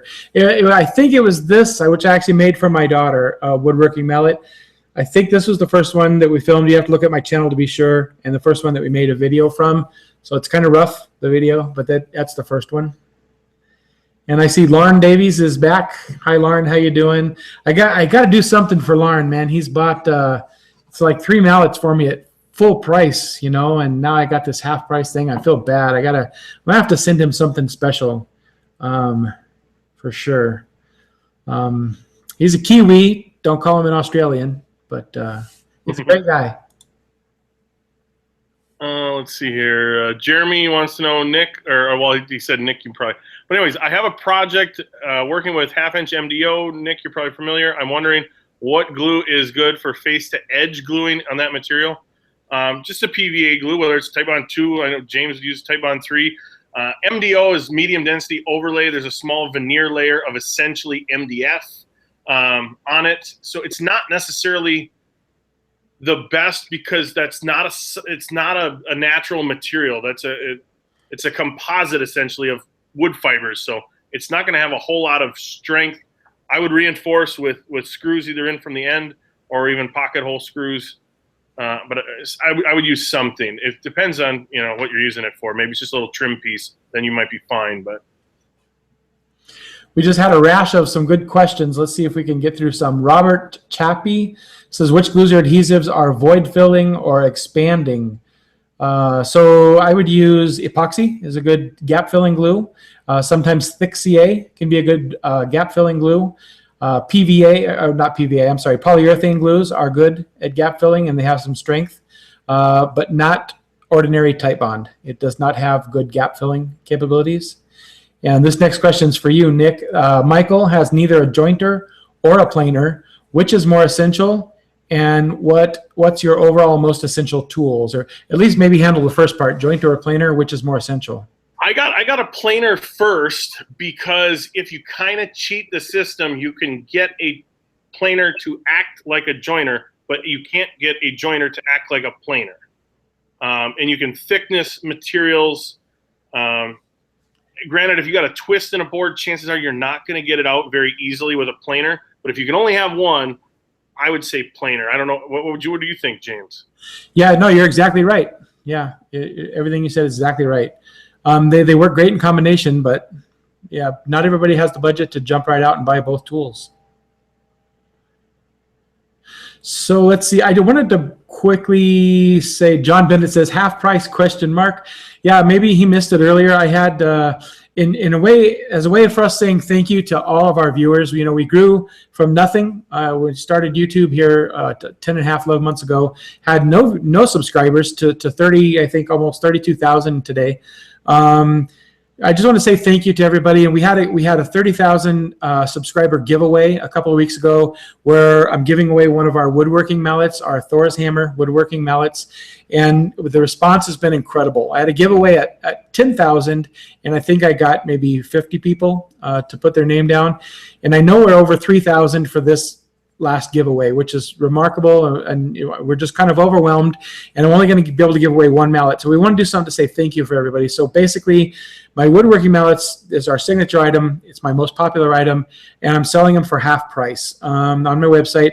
I'm only going to do it for 100 of them because it's essentially cost. It's the wood plus the labor to put the thing together. And the first 100 that sell, they're going to go for half price. The code, if you go to my website, is limited. You can type that code in. You'll get the mallet for half price. I'll ship it anywhere in the world. They're all going to be signed and numbered. It doesn't matter what size mallet you get. You get a mid-size. You can order mid-size. You can order the micro. You can order the full size or the great big one. Whatever species of wood you want, doesn't matter. Half price. But once the 100 is done, then that's it. We have to go back to regular price after that. So just so everybody. That's a lot of mallets. Yeah, a lot of mallets. Well, we make them, I've got 5 daughters, my wife and me, and my daughter's boyfriends. And so I have a lot of help from people who sand. So Joe, he says he entered 2,500 times. It was you, Joe. All right, so that covers that. Well, I know we had more woodworking questions there, and I missed them. Yeah, again, James said this earlier. If you asked a question and we didn't get a chance to get to it, feel free to ask it again. We get distracted easily. We have a lot of shiny objects around us, and sometimes they just go past quicker than we can get to them. Where do you put the code in, James, for the half price? Oh, it's at checkout. If you go through checkout, you'll enter like your name, your email address, your address, stuff like that. And then you'll jump forward to a new page and it'll say enter discount code or enter code. And that's where you enter it. So if before you push pay, if the price hasn't been cut in half, then you just look around and you'll find the place to enter the code. If you're stuck, if you email me, there's 5 of us here who are helping answer my emails. We'll email you back step-by-step instructions with pictures. So I don't know, we use Shopify as our website store where we sell a lot of woodworking stuff, and it's kind of their system. So it's not, maybe it's not super easy to navigate, but hopefully it's not too hard. But we can help you if you get stuck. Yeah, the chat moves fast. That's right. We just missed a bunch of questions again. Let's see. That reminds me, I had to post a picture, or one last picture for today because I was doing a Black Friday sale.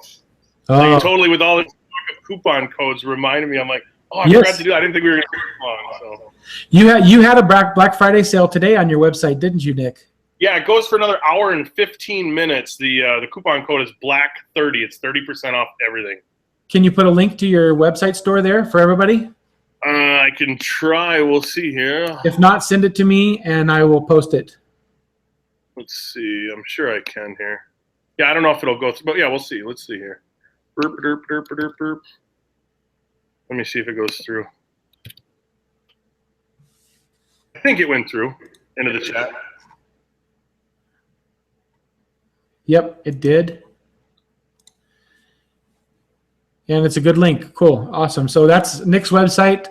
Nick has a lot of amazing stuff. Nick has been on YouTube for a whole lot longer than me. Got some fantastic plans. You guys got to check it out. And 30% off today. I did that last year and it seemed like quite a few people took advantage of it and really enjoyed it. So I figured I'd do it again this year.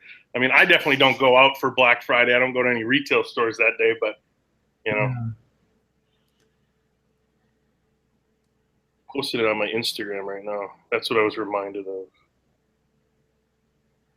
So Joe says he should send me a CNC carving panel to put in one of our projects. It would convert me to CNC. Yeah, you know, I thought about getting a CNC machine and engraving the mallets that way, but I didn't have time.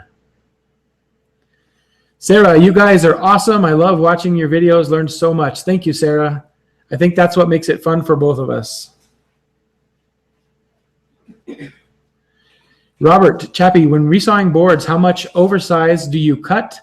And how long do you wait here in Colorado before milling to final dimension? So, well, when I resaw boards here, if the wood is already dry, you don't have to wait very long. You know, if Colorado is very, very dry, but if the wood's been here for a long time, if you're talking about 4/4 and you're resawing that in half, you can wait overnight, you know, to see if it's going to warp and see if it's a problem. You know, I can resaw, it depends on how good you are at resawing. I suppose I can resaw a 3/4 inch board in half and have 2 pieces after I resurface them that are 1/4 inch thick. I'm not sure if that's what you mean. If you resaw really well, you don't have to plane or sand much to get it down to flat dimension. Hopefully that helps. Do you resaw much, Nick? I do now that I got a larger bandsaw. For years, I had a benchtop one, and I always had to bring it to one of the theater shops if I wanted to resaw. But now I got this Laguna 14BX, and it's got like a 13-inch resaw capacity. And that's what I actually have with their carbide tooth resaw king blade on it, and I absolutely love that blade. You can literally just about resaw and then a little bit of hand sanding, and it's pretty much flat. But I always stick them through the planer anyways. But Yeah, I like it. It opens up so many doors. It seems like people don't immediately think a large bandsaw to resaw, but it opens up so many possibilities. Even if you were getting 3/4 inch stock, but you want to do a bunch of, you know, smaller, whether, you know, James working on a humidor right now, or little gift boxes, kind of, you know, little tiny jewelry boxes, you know, to cut that and end up either with 1/4, sometimes 3/8 stock. I don't know. I like having the ability to do it. So yeah, everybody, Nick's code for his store is Black30, the coupon code to get the 30% off on his website. Make sure we mention that. And somebody had said, I don't know if they were talking about yours or mine, that we should do it all weekend. The code, I had thought about that, but I don't want to have to bug people all weekend. You know, I'll pretty much just bug people the day of, and if people are interested, then that's great. I feel a little salesman-y sometimes with some of this stuff, and yeah. Yeah. I don't know. You ever feel that way? You get that way? Yeah, I didn't know how many times to mention about the mallets. You know, I don't want people to think I'm sitting here trying to sell as many of these things as I can. If we don't sell 100, it doesn't really bother me at all. If we sell 25, that's fine. Whatever people want. I don't want to keep trying to push people. Hey, Ryan says your Black30 coupon's expired, Nick. I saw that, and it must be a time. I'm fixing it right now. It must be a time zone issue. So let me fix it right now. So give me like a minute. You should leave it open a little longer for him, Nick. I am. I'm just going to extend the coupon code like 10 hours, and that way people, you know. Yeah, because after that, then they can go on after the chat too if they want. Yeah. So let me edit coupon.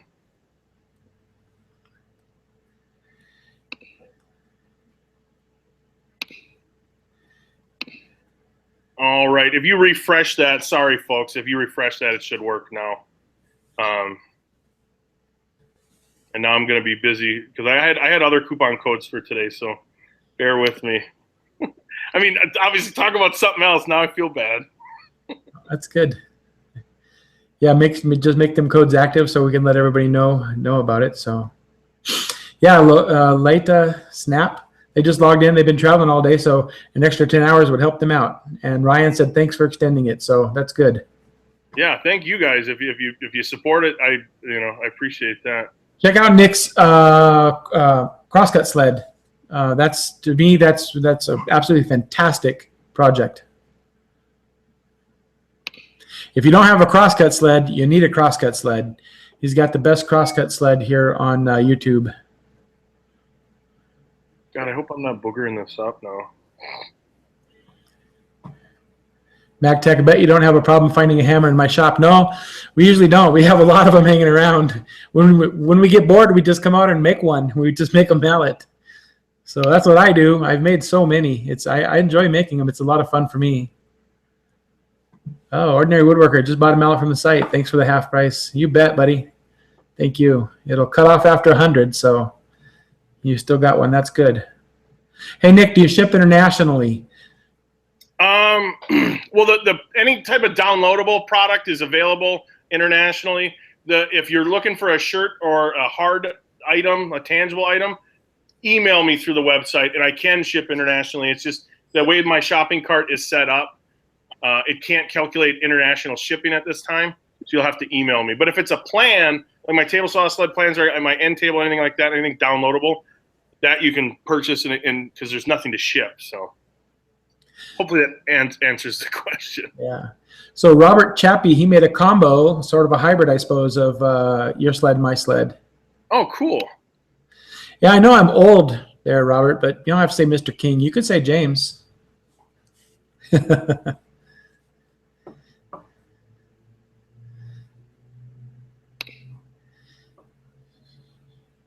Yep, Lauren Davies, he's the one who asked the question. He said he's happy to pay for the shipping. He's the one who bought the mallets from me, and I think he recently ordered a pair, right? 2 of them, and they should be there, I would imagine. I sent them a while back, but it's slow. You know, international shipping is slow. So if anybody's ordering internationally, obviously they're not going to get there really fast. Everybody who orders internationally should know that, I would imagine.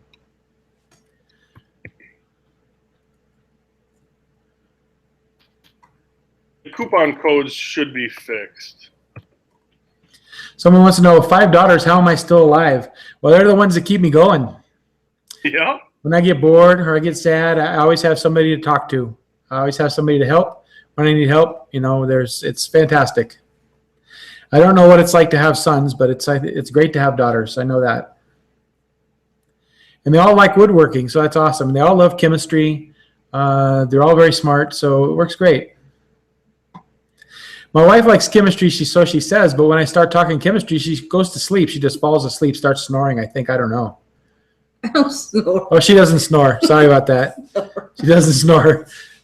Nick, why did you choose Laguna over the other brands? I like the Italian style bandsaws better with the straight spine versus the Western style ones where it's a cast iron spine. Just kind of through my research, it just seemed like that would be a better fit for me. I know with some of the Grizzly ones and, like I said, the cast iron spines, the Western ones, that you can use riser blocks. I just, from different ones I've used over the years, I didn't feel as they were as rigid with a riser block as opposed to an Italian style straight spine one. And everything I've used Laguna so far has been pretty beefy. So that's the route I went on that. So Michael wants to know, how many circuits of power do you have in your shops? I'll start. This is a workshop that I built from the ground up last year, 2 years ago, actually, I guess we started. I have 1, 2, 3, 4, 7, 8, 10, 20, 24, 30, I don't know, 36, 40, something like that. I have about 65 or 70 outlets. I think I have 12 220s. Half of those are 30 amp, half of those are 20 amp, and then I've got about 60 additional 110 volt outlets on, I don't know, about 15 or 20 other circuits, something like that. So I have way more than I need. I bought a box big enough and I put all the circuits in. So there's a lot of ways to do it. I did it myself. I actually read the NEC code book on electric, and I did everything myself 100%. So if I were to talk to an electrician, I probably could have saved some money in terms of material, but I would have paid a fortune for for their work. So I did it myself. What do you have there for circuits, Nick? Sorry, I didn't even realize when I was on this thing that my coupon code expired. And so I was just replying to everyone. Yeah, it was a time zone issue is what it was. But anyways, okay. For circuits, I just upgraded. I have a sub panel in the basement. It's 200 amp service comes into my house, and that's the main panel, and it's a full-size panel. I added a sub panel about 6 years ago that is also a full-size panel, but by the way it's wired, that's it doesn't come from the street, the meter, so that's a sub panel. And into my shop, I have my lighting circuit separate from my receptacles. The lighting circuit's 15 amp, the receptacles are 20 amp. That way you don't get any flicker or draw. They're a separate circuit. And then I have a couple 220 20 amp circuits coming in, a 220 30 amp, and a 220 50 amp. I'm pretty well stocked. It's just my garage wasn't built to be a wood shop with that intention in mind. So if anything, I'm lacking on physical receptacles. If I'd ever build from the ground up, that I would add one of those probably every 2 feet, which sounds like overkill until you end up plugging in all sorts of things. Yeah, I think I put them about every 4 or 5 feet around the shop. So that's it. Marvin said 220, 221, whatever it takes. I was going to say, he took that joke. Yeah. Stop taking the good jokes, Marvin. What are you doing, man? That's from the movie Mr. Mom with Michael Keaton. That's a very classic thing. But yeah. Somebody had just asked about glue, and I lost it. How long do you have to leave the clamps on? I'm sorry, I don't remember your name there, but it really depends on what you're gluing up and what the intended purpose is. There are many cases where you can get away with just leaving the clamp on for maybe 15, 20 minutes, taking it off. Some you might need to leave for an hour or two. And then some, if it's structural or very important, you're going to want to leave it clamped up overnight. So it depends. You'd have to ask a more specific question. At least that's my experience. What do you think about that, Nick? I was reading another comment again, but Sorry. no, that's right. I'm totally freaking out at these coupon code. Did Because you- now Mancrafting said that the black 30 didn't work as a coupon code. So anyway, I don't want to turn this into a big coupon code thing. What was the question? I apologize. Oh, that's okay. We were talking about glue, how long you might need to leave the clamps on for the glue before you take the clamps off. Here in my shop, I don't know what the actual relative humidity is in the shop, but I'm always good. It seems like if it's in there an hour, that's plenty. I've pulled panel glue ups apart, took them out of clamps in here, 20 minutes to a half hour when I'm really in a rush, and I've luckily never had them break apart. So Nick's going to take a minute and get his coupon code fixed for everybody. Mancrafting says it's not functioning for some reason. All right. And I'll answer some questions for a little bit. So Jason says he has a 100 amp box, let's see, in his garage. How could he increase that? Well, if you have a 100 amp sub panel, if it's 100 amp for the whole house, you can put a separate sub panel if you want just dedicated for the shop, for example. And you can actually pull off a 60 or 70 amp, 75 amp panel off of that and use that in the shop, because at any given time in the shop, you're only using a small number of amps. But you typically don't have to increase the overall amperage. If you need to increase that for any reason, you definitely have to have an electrician come in and upgrade your service, which could entail him pulling a new service wire, a service entrance wire from the utility service. So that's something you wouldn't want to tackle on your own. Even if you're a pretty savvy do-it-yourselfer, you want to have an electrician do that. And let's see here. The best glue for below freezing when gluing the piece of wood gets left outside. That's a really good question. I'm not sure that any of these glues will cure very well when they're below freezing. Epoxy might be your best bet. It's just the cure time is going to be very long. Epoxy, even CA glue might work okay because those two glues have no water in them whatsoever. Yeah, someone else is answering new feeder line for Jason's question. And let's see, turn on all the tools. Yeah, don't turn on all the tools. You'll have your circuits will break there. What's the difference between dense wood and hardwood? That's a good question. So that's a botanical difference. What we call hardwood would be a wood botanically that's classified as a deciduous tree. Those are trees that have leaves on them. And softwoods botanically are considered conifers. They'll have needles. But in terms of the density, you can have hardwood trees, what we call hardwood trees, have very low density. That would be a balsa wood, for example. Balsa wood is a hardwood. Botanically, it's classified as a hardwood. And you can have softwood trees like the Japanese yew, spelled Y-E-W. That's technically a softwood because it has needles, so it's botanically classified that way. But that wood is extraordinarily hard.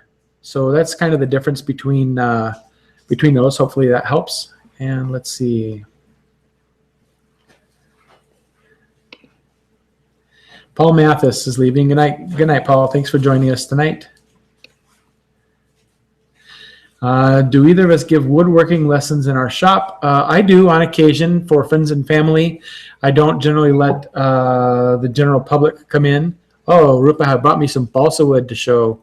I'm actually going to make a, oh yeah, here we go. So this is the wood that has the lowest density on the planet, balsa wood. And this is the wood that has the highest density on the planet. This is a piece of lignum. So pretty neat to see these together. It's remarkable. It would take 100 of these to weigh what this thing weighs. That's pretty cool. Totally lost my train of thought there. Sorry. It's okay. Woodworking lessons. Okay, so I do for friends and family. I don't really for the public because it's a shop that I built in the back of my home. If I had a public place, I would definitely consider it, but I don't currently do that. Yeah, MacTech. Balsa wood is a hardwood, but it's soft. That's right. Botanically, it's classified as a deciduous tree. It has leaves on it, so it is a hardwood. Could you make a life-size mallet out of balsa just to mess with people? Yeah, you sure could. Actually, a lot of Hollywood props are made out of balsa. Balsa is consumed by and large right now by aircraft carriers, giant tankers, things like that that need a whole lot of buoyancy. Like the U.S. Navy consumes enormous quantities of the stuff. They have it welded between the inner and outer hull of their vessels so that their vessels will float even if they're turned upside down, those big steel vessels. So they consume a lot of the balsa that's available in the world today. But yeah, you could definitely make a life-size mallet out of balsa. There are many places online where you can buy large blocks of balsa. Interestingly enough, when a balsa wood tree is cut down, the wood weighs the same as just about any other tree because it's full of water, and that's the vast majority of the weight. Once you dry the balsa out, that's when it becomes very light. But you could get giant blocks of balsa, 6-inch by 6-inch slabs and large construction stuff, and it's reasonably affordable. I thought about doing that. That would be pretty cool. Oh yeah, construction adhesive, somebody mentioned, is good in the cold. That's true. And that's a polyurethane type glue. And John D asked, what type of projects do I use the Lignum for? And I only use Lignum for my mallet heads. I don't use it for anything else. Classically, it has been used for lots of things, most notably for propeller shafts, for giant ships that go across the ocean. It lubricates them, it holds them in place and lubricates them, and it lasts underwater for a long time. And they consumed so much of it in the late 1800s and early 1900s and even beyond that they drove the tree towards the brink of extinction. And then after that, it became popular for forestry and other things. People were using it, and even I suppose certain types of construction projects, and that contributed to it getting on the CITES list. So people who want to get a mallet, for example, out of Lignum Vitae, it's maybe in a few years you might not find it anymore. It's sad to say, but those woods are becoming more and more scarce. Yeah, makes great nose cones. That's true. Somebody's commenting on the balsa wood. Balsa wood does make fantastic nose cones. You could probably turn it, I imagine, on your lathe. So let's see, Sean Rosenberg says, hey guys, when gluing up, how much pressure should be used? Very high, but trying to avoid a starved joint, or just enough to force hold it in position? Well, it depends on how much glue you have in there. If you have a hardwood and lots of glue, I use a lot of clamp pressure. I don't use so much clamp pressure that I'm going to destroy the joint or destroy the wood. You know, you don't want to be denting your wood, but you want to have a lot of pressure. So I put, space my clamps every 6 to 8 inches if I'm doing a big glue up, and clamp them down to near max power. Is curly maple a viable option for a mallet? It is. It is. Actually, where's the... Let me show you something. I actually got a giant... I don't know where it is. Some of the handles. I got a big slab of curly maple. I've cut some of it into handles, and some of it's going to be for mallet heads. Rupa, hand me your mallet over there. Oh, this is one of the ones. I don't know. You probably can't see the figure. Well, you can see it a little bit in there. This is going to become a handle, and this is what the handle looks like after it's been turned. This is tiger maple, also called curly maple, also called quilted maple. It's a figured maple, and I have some of this for the mallet heads and some for mallet handles. So that is an option. I got let's see here. Which is oh, there you go. So this is a curly maple handle and head. I was showing that one earlier. This one you can see a little bit more of it because it's got finish. I think the piece you were showing didn't have finish, but yeah, that's probably the best way to show it there. Yeah, that's very pretty. I like that look a lot. That's one of Rupa's favorite woods, is the curly maple. Let's see, Patrick's Wood Shop. Patrick, what are you doing, buddy? Thumbs up, Nick Ferry. He from Mancrafting. Maybe you got it working. Yeah, I had to create a new coupon. It wasn't letting me alter the new one, which is still kind of stupid, but I'll take it. Whatever. I don't keep talking about it. Rob Switzer, who to talk to if I bought a mallet but didn't know a code was necessary? Rob, if you paid full price and it's something you did today or yesterday or something like that, just give me email me. We'll sort it out. No big deal. You don't have to pay full price. If you already have, I'll refund the difference. No problem. Have you ever counted all your clamps? You seem to have many clamps. Well, I don't have nearly enough. I only have 18 parallel clamps. I could use a lot more. Many projects I've been sidelined because I've used all of a particular type of clamp. Are you still working on that, Nick? On the coupon thing? Yeah. Yeah, I'm bouncing back and forth between it. But what was the question about different types of clamps? No, people were wondering how many clamps do you have? I don't know. Without, because I have multiple clamp racks, they're kind of spread out. I would say 50 maybe. And that varies. That's F style, that's quick release, that's parallel clamps, that's aluminum bar clamps, C clamps, corner clamps, band clamps. Do spring clamps count? Because if that counts, then I probably have 100. Yeah. Yeah, because I got a bunch of the little ones, and in the movie production and theater business, they call clothespin C47s. So of course I got a bunch of C47 clamps, probably a few hundred of those. But I know I'm getting off the topic, but. Oh, that's cool. So Ryan says he just purchased something without the code on your website, Nick. Send me an email. I think I saw that one come through. Okay. Yeah, send me an email. I'm sure we can fix that. I'm still dinking around with that, but. So Robert Chappie, all right, James, building a small keepsake box out of tiger wood. What's your favorite finish for tiger wood? Lacquer. Lacquer is going to really show the grain off the best, I think. Tiger wood's a little bit oily as well, so you're going to want to clean the surface of the oil off before you put a finish on it.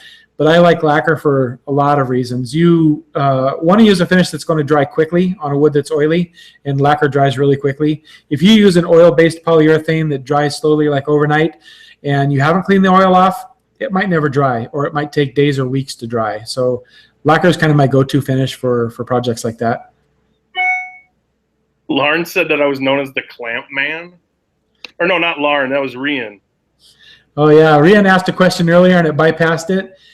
And I didn't catch it. I meant to answer it, and it went by, and I couldn't find it again. So if you're hearing this, buddy, ask that question again. So Robert Chappie, acetone to wipe the oily wood first. Yes. So I put acetone on a rag and I wipe off the surface with that, and then I use the dry portion of the rag to wipe it again, try to get all the excess oil off.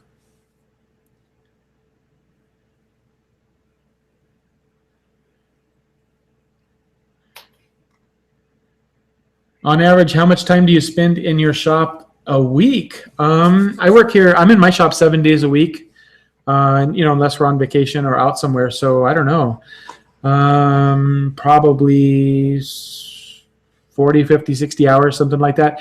I don't work long days, like 8 or 10 or 12 or 14 hours a day in the shop, because I edit videos and stuff now too. And sometimes I have to meet people to go over designs if somebody's ordering a custom piece. But I'm in the shop a lot.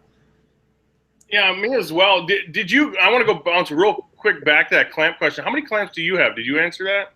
Yeah, I don't have a count. I did say that I have 18 parallel clamps, which I use most often. I've got probably 20 pipe clamps, probably 30 bar clamps, 15 or 20 squeeze clamps, and about 50 C clamps, I would say. I never counted them all. I have a lot. I don't know. Like I said, I was just curious because I didn't hear your answer. But what were we talking about now about the next one? Let's see. What's the next one here? What were we talking about? Toxic. Oh, is Type Bond toxic? Oh, that was sorry. So one of the questions came in was if Type Bond is toxic. Type Bond is not. Type Bond is one of the least toxic glues that you can use. And a good point to remember is that all glues, once they've cured, are no longer toxic. What you're left with is essentially a dried inert plastic. So any glue, even epoxy, if you were to eat it, for example, after it has dried and cured, there's really no toxicity there, and all glues, modern glues, are designed that way. So Shore Point Creations wants to know, is there any obstacle you encountered when starting your YouTube career that you could help others avoid? I didn't encounter any obstacles. To me, it seemed really easy. The hardest thing is just force yourself to make a video to get started. Do it. Go ahead. Well, I was just going to say, I think it's pretty much the same thing as like woodworking, where you kind of have to improvise and adapt. I'm not a Marine, but one of the Marine Corps sayings that a buddy of mine always told me was improvise, adapt, and overcome. And that it seems like woodworking's the same thing. Oh, I cut this too short, or this isn't the right angle, or it's growing pains. But to say, oh, you need to do X, Y, Z, and you will encounter A, B, C, and no, but it's fun. I would recommend it to anyone, really. I've had a blast with it. So let's see. Rob Switzer wants to know, they have a saw stop sliding table, and they wonder if I think a crosscut sled is still necessary. I think a crosscut sled is always necessary. I don't know if you can fit one on a sliding table saw or not, but there are so many operations you can do with a crosscut sled that you just can't do even with a slider. And crosscut sleds are great. See, I have a really big table saw. I have a 12-inch blade, and I have sort of an industrial cabinet saw. So I'm nervous if I'm cutting really small, thin, or tiny boards because the machine's a beast. But if I put my crosscut sled on there, it seems to tame everything down because just a small amount of the blade is protruding above, and I can really cut very, very small. I could cut a piece of wood, a 1/4 inch thick, and cut little 1/4 inch squares off of it, no problem. Something you could never attempt with any accuracy or safety margin on the table saw itself. So a crosscut sled is an essential device. I don't know how it would perform with a sliding table. Nick might know, I don't.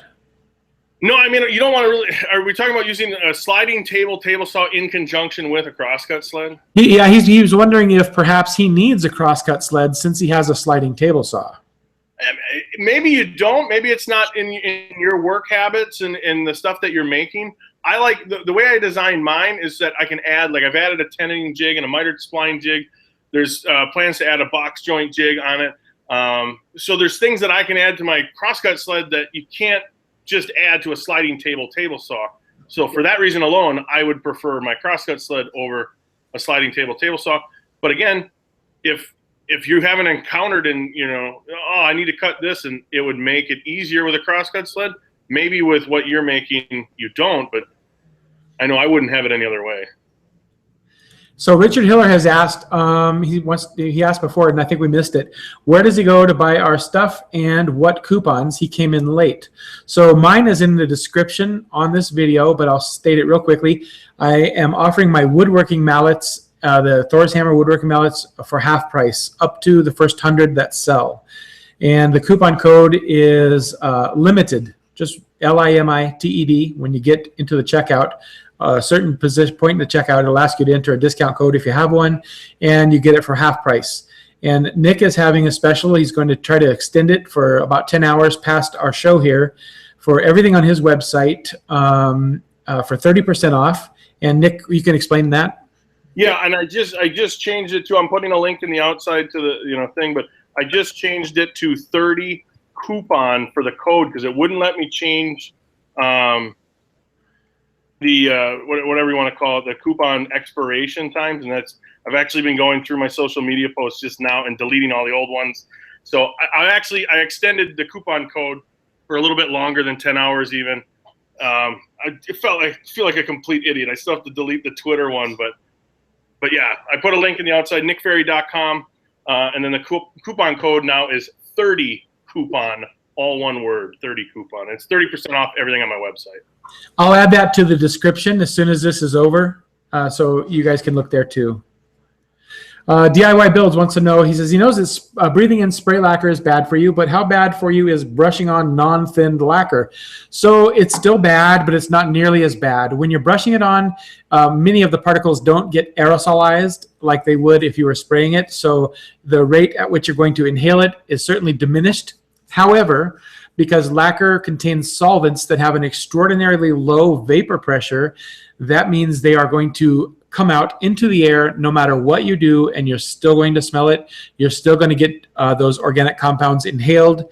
They're still going to they can affect your central nervous system and cause problems. I would not use brushed on lacquer, non-thinned lacquer, without a respirator. Certainly, I would agree that it is less dangerous, but it's still there's still a margin of danger that I would not cross.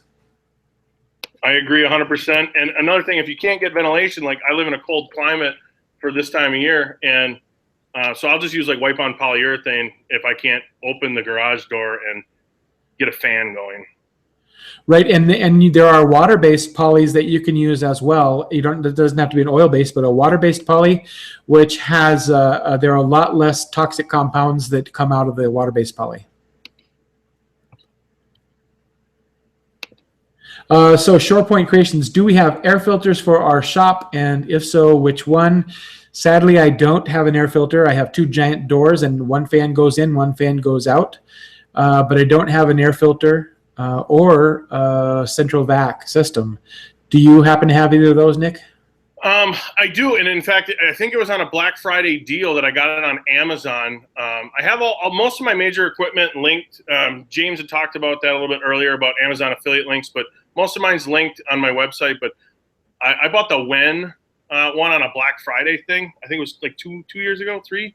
And it's okay. It says it's a HEPA. I don't know if it is, but I want to say on sale it was like $79. Like it could have crapped out, could have not worked at all, and I would have been like, I gambled at $79.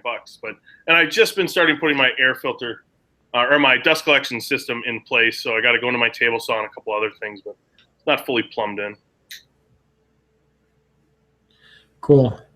So IDB Fly says it may have hit 100 on my mallets. If so, then you won't be getting them for half price. But I'm looking at Rupa. She says it hasn't. So you're good if you're still looking for one, buddy. William Stromberg says Win Air filter does a decent job. That's cool. Yeah, that's the one I got. I think it does decent too, especially if you're, I don't know. I always leave it on. It's got a nice timer. You can set it to like 1, 2, and I believe 3 hours after you leave the shop. So that's always nice. That way you can kind of come into a clean shop next time you're in here. Yep. I will be buying one of those soon, hopefully. The thing is, too, don't just put it like, if you have a square shop, don't hang it dead center and think like, oh, I'll cover the most amount of area.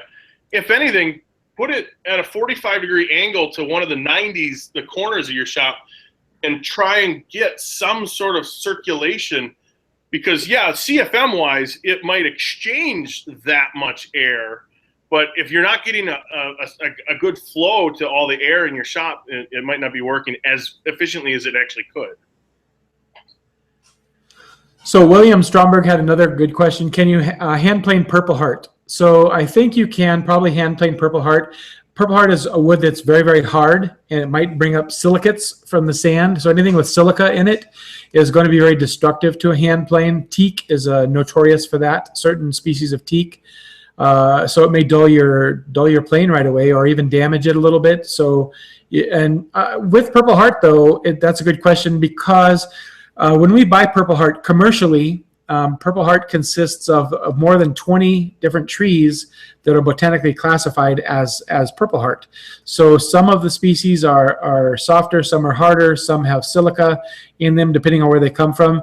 So unless your hardwood dealer can tell you exactly which species it is, you'll have to probably just test it to see. Hopefully, I know it's not much of an answer. Hopefully that helps. Chris Shannon, do I have a time frame when the mallets might ship out? They will begin shipping out next week at the very end of the week. It'll be first come, first serve. Probably we will be able to get almost, if anybody who orders now, for sure you'll get it by Christmas. Anybody who orders, 10 days from Christmas, I don't know. Assuming we're still making them at that point. If you have a question, you need it for Christmas, you should email me. Anybody who orders, for sure, probably up until about the 10th or 12th or 15th of November, that's no problem. Anybody orders December. Anybody after that, maybe not. Which one did you say you were pounding in nails with? Was that the Lignum? That's the Lignum, right. And Lignum isn't even the hardest of all of the different species of wood. No, isn't it like some Australian wood?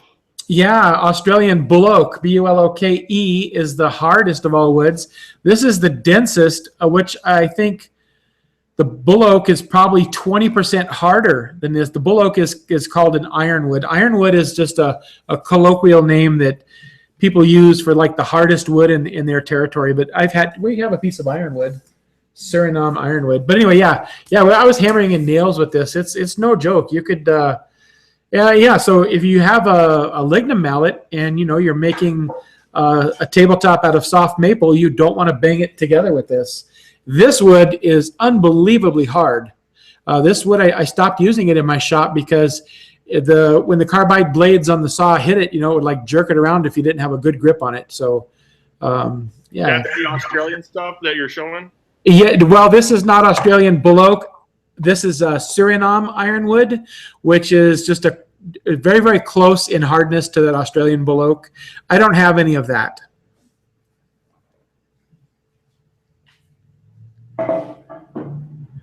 Hey, Ryan, he's going to take a picture of his hammer and send it to me as soon as he gets it. That's awesome. You should do that. Everybody so far seems to have done that, and I think that's fantastic. I doubt I'll be hammering in nails with the one you send me. Yeah, you could. I could see maybe tapping on. I was thinking for my leather working tools, or maybe just tapping on chisels. Yeah, a bunch of people have ordered small ones for chisels. I keep mine downstairs. I just play with it. It's a little, an object to play with. People play with these spinners to keep your hands busy, and I'm always just messing with this. So it's kind of cool. I have used it in the shop a little bit, but I mostly just play with it. Okay, so let's see. Yeah, Lauren, you better send me more pics. He did send me some already. Okay, let's see. Questions for both of us, Nick.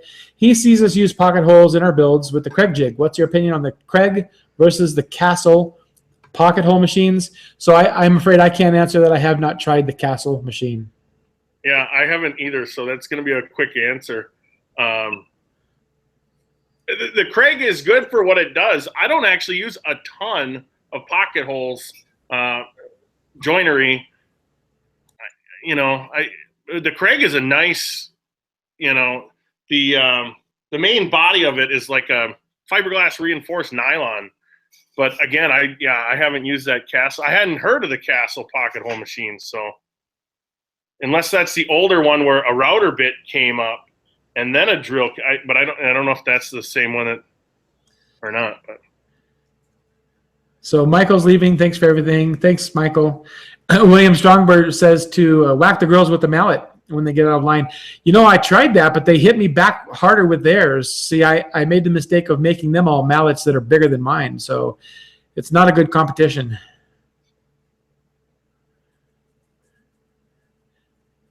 Some Aussie wood. Yeah. Lauren, I know you're down there. Can you get some Australian bull oak for us? I know you're from New Zealand, but maybe you can find some for us. I can't seem to locate it here. I don't even know if you can send it across the world like that. I'm not sure. Don't know how endangered it might be. So Jonathan said, I didn't know there were other pocket hole machines other than Craig. Man, there's lots. They've been doing pocket holes forever. Craig just is the first people to come out with it, maybe a consumer version that I know of, and spend tons of money marketing it broadly to everybody. Well, I was right on that machine because I know Norm Abram had, and I second that what James said about Craig. Yeah, Craig made I think they're so big in the market because they made it available to consumers because they had a version that Norm Abram always used on New Yankee Workshop where it was a straight router bit that came up, and it wasn't a cylindrical pocket; it was a rectangular pocket. But those machines were I want to say over $1,000. So that's. Just to do pocket holes, that really wasn't, a weekend woodworker type, tool purchase. So Bert wants to know why my hairline is receding. Yeah, or why? Oh, I was going to say it's receding because I'm getting old and fatter and uglier as the days go by. But no, yeah, it's also receding because they, if I get out of line, my daughters will whack me a good one. Mine's not receding. My forehead is growing. Oh, okay. Maybe that could be what's happening to me too. Although mine's not really that bad. No, you're still young.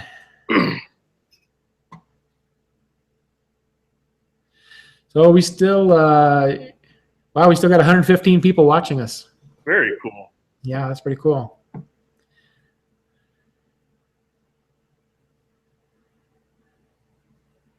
I'm trying to catch up on some of the comments now or questions. Yeah. What mallet do you use most? I'd be fly. Probably the mid-size, well, 50-50. Half the uses with the mid-size for me, and half the uses with my full size. I don't do much with hand tools. I made a little funny joke about that in my most recent video. So I don't have much, I don't really have a whole lot of use for this, but yeah, about half the time, if I need to tap something in delicately, I use the small one. If I need to really get something to move, I use the big one. I also have the mallets that are not made of lignum, and I use those a lot too, because sometimes I don't want, a 2-pound or 3-pound hammerhead hitting something. I want something lighter, so I'll use one of my walnut ones or something like that. Ryan Petzold said he loves these Friday night live streams. I agree with him. I like doing them. Awesome, I do too. Maybe we'll have to set up one for my channel. We'll do the next one on my channel. Yeah, next time, definitely. I wanted to do basically, because I'm making this into a build video, this sign on my channel, but I couldn't really get super in depth on the antiquing part of the finish. So that would be perfect. I think that would lend itself perfectly to a live show, because I could do that whole finish in about an hour, including dry time. So maybe I don't know about next Friday. We'll have to look at our schedules, but yeah, maybe we'll do another one. Yeah, we go back and forth, whatever, whenever you want to do it, for sure. That'd be great. Mike Fulton, what's going on, buddy? He wants to know, he's been looking for the full DVD collection of the new Yankee Workshop. Any suggestions? I bet you if you go to pbs.org, yes, they might have them for sale. Yep, I have them all on VHS because I recorded them. I saw them from the very first episode back in the 80s, I think. And but yeah, they do sell them there. That's expensive, but you can buy them. They're awesome. I grew up watching those. I watched every one. My first big woodworking project was a table. I built Norm Abrams' trestle table about 26 or 8 years ago. I don't know, a long time ago. It's still our daily use dining table. I put pictures of that up on my Facebook page a month ago when someone asked. Mike says no, that they don't have it at PBS's website. Oh boy, it seems like only a year ago or so I looked and saw it, but that's sad. Can you put? I don't shop on eBay a ton, but can you put like a wanted, not for sale, but a wanted thing on eBay? I don't know. I know on Craigslist you can, but that might be an option. Yeah.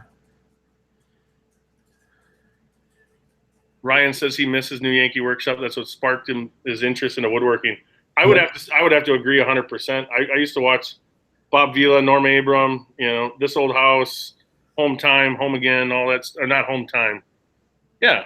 Yeah, Home Time with Dean and whatever the girl who works with him at the time.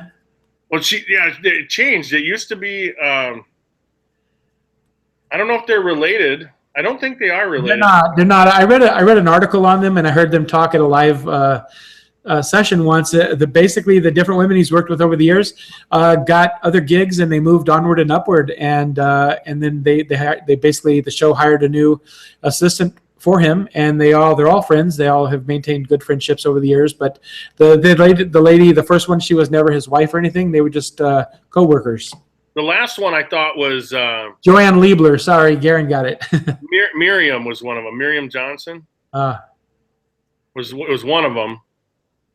Just because that's a unique name, I remember that name. Yeah. So Robert Raynone, if I said that correctly, what is a challenging project for someone just starting in woodworking? What did they? Is he saying he wants a challenging project? If you want a challenging project, build a Maloof rocker, I guess that's almost impossible if you're just starting up. It's really hard. A chair is a good challenging project, just a chair in general with compound angles. I almost always recommend casework, just so that you can practice on getting carcasses completely square, 90 degrees, straight cuts, burn-free cuts. You get started into dado and rabbet joinery. You can do like a shiplap back instead of just cutting plywood to size, again, dealing with rabbits and stuff. And yeah. My go-to recommendation is a table, a simple table, just like a card table, something square with rails and stiles and 4 legs and a top. But yeah, casework is also a really good idea. Rich McNatt offered a good one, and I was just about to say this when he commented, but any chair, because yeah, chairs are put through a lot more stress than people would think. People want to lean back on them. The joinery needs to be strong. It needs to support human weight. You want to make it as comfortable as possible. Yeah, any chair I would agree, Rich. Dave says, you're so cool, the temperature of the room drops 15 degrees just when you enter. Only if the scale did that every time I hopped on. Ordinary Woodworker, his first project was a bookcase. That's a great idea for a good project. I think when I was a teenager, I got a hold of some construction lumber, like some 2x8s or something like that, and I had a hammer and nails and a saw, and I made myself bookcases.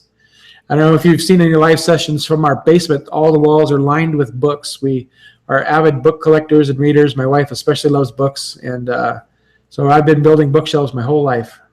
I'm addicted to woodworking books. Oh yeah. Yeah, it's one of those. If I stumble across one and I don't own it or I haven't read it, I typically buy it.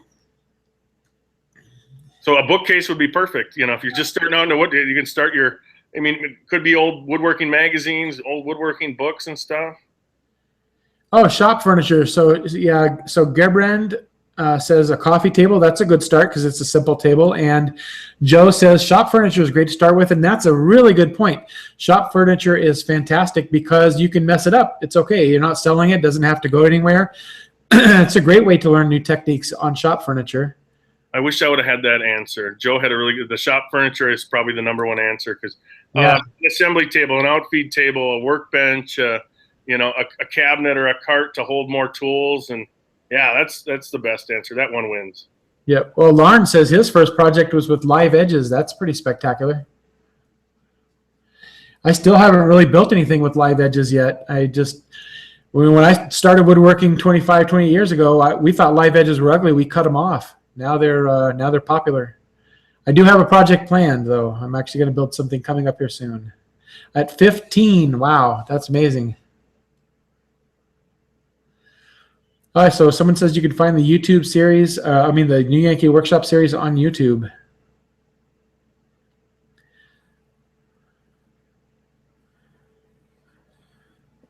Center console for a Ford Escort. That's pretty cool. Nightstands. Sorry, go ahead. I was just going to say that center console probably put mine to shame because my first center console was for a big white windowless work van, and it was carpeted and it just boxy as all heck. Yeah, Ryan says nightstands are a great project to start with. That's true. They really are. Then one thing I'll add in there too is if you're just getting started, now granted, you could probably find a buyer for just about anything, but to further fund the habit, the hobby, try, if you say you're doing end tables or whatever, try and make 2 or 3 and try and sell. I mean, you might only be selling them for, $10-20 more than what you paid for the material, but at least that's money that you can reinvest into your shops. That seems to come up in the community a lot about, I don't have this money for these tools. I don't have this. I don't have that. It's a gradual thing. The more stuff, you can make, the more stuff you can sell, that type of stuff. Yeah, that's true. It's a good way to fund your woodworking for sure. Sell what you can sell. Helps you get better. It helps you get better tools that save some time.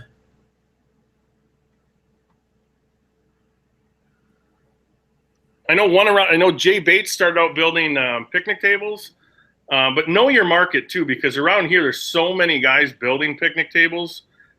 There's always one chained to a tree on a corner with a spray painted for sale sign.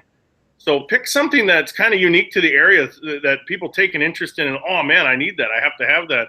Even my friend Braxton the other night had a bunch of crotch figured walnut and just sanded them smooth, made the edges kind of gnarly, and was selling them as cheese boards for like $30-40, whatever he was getting. It's one of the unique hobbies that you can actually fund it to get better and bigger, as opposed to like bass fishing or something where, it's a lot of money and typically you don't get any of that money back.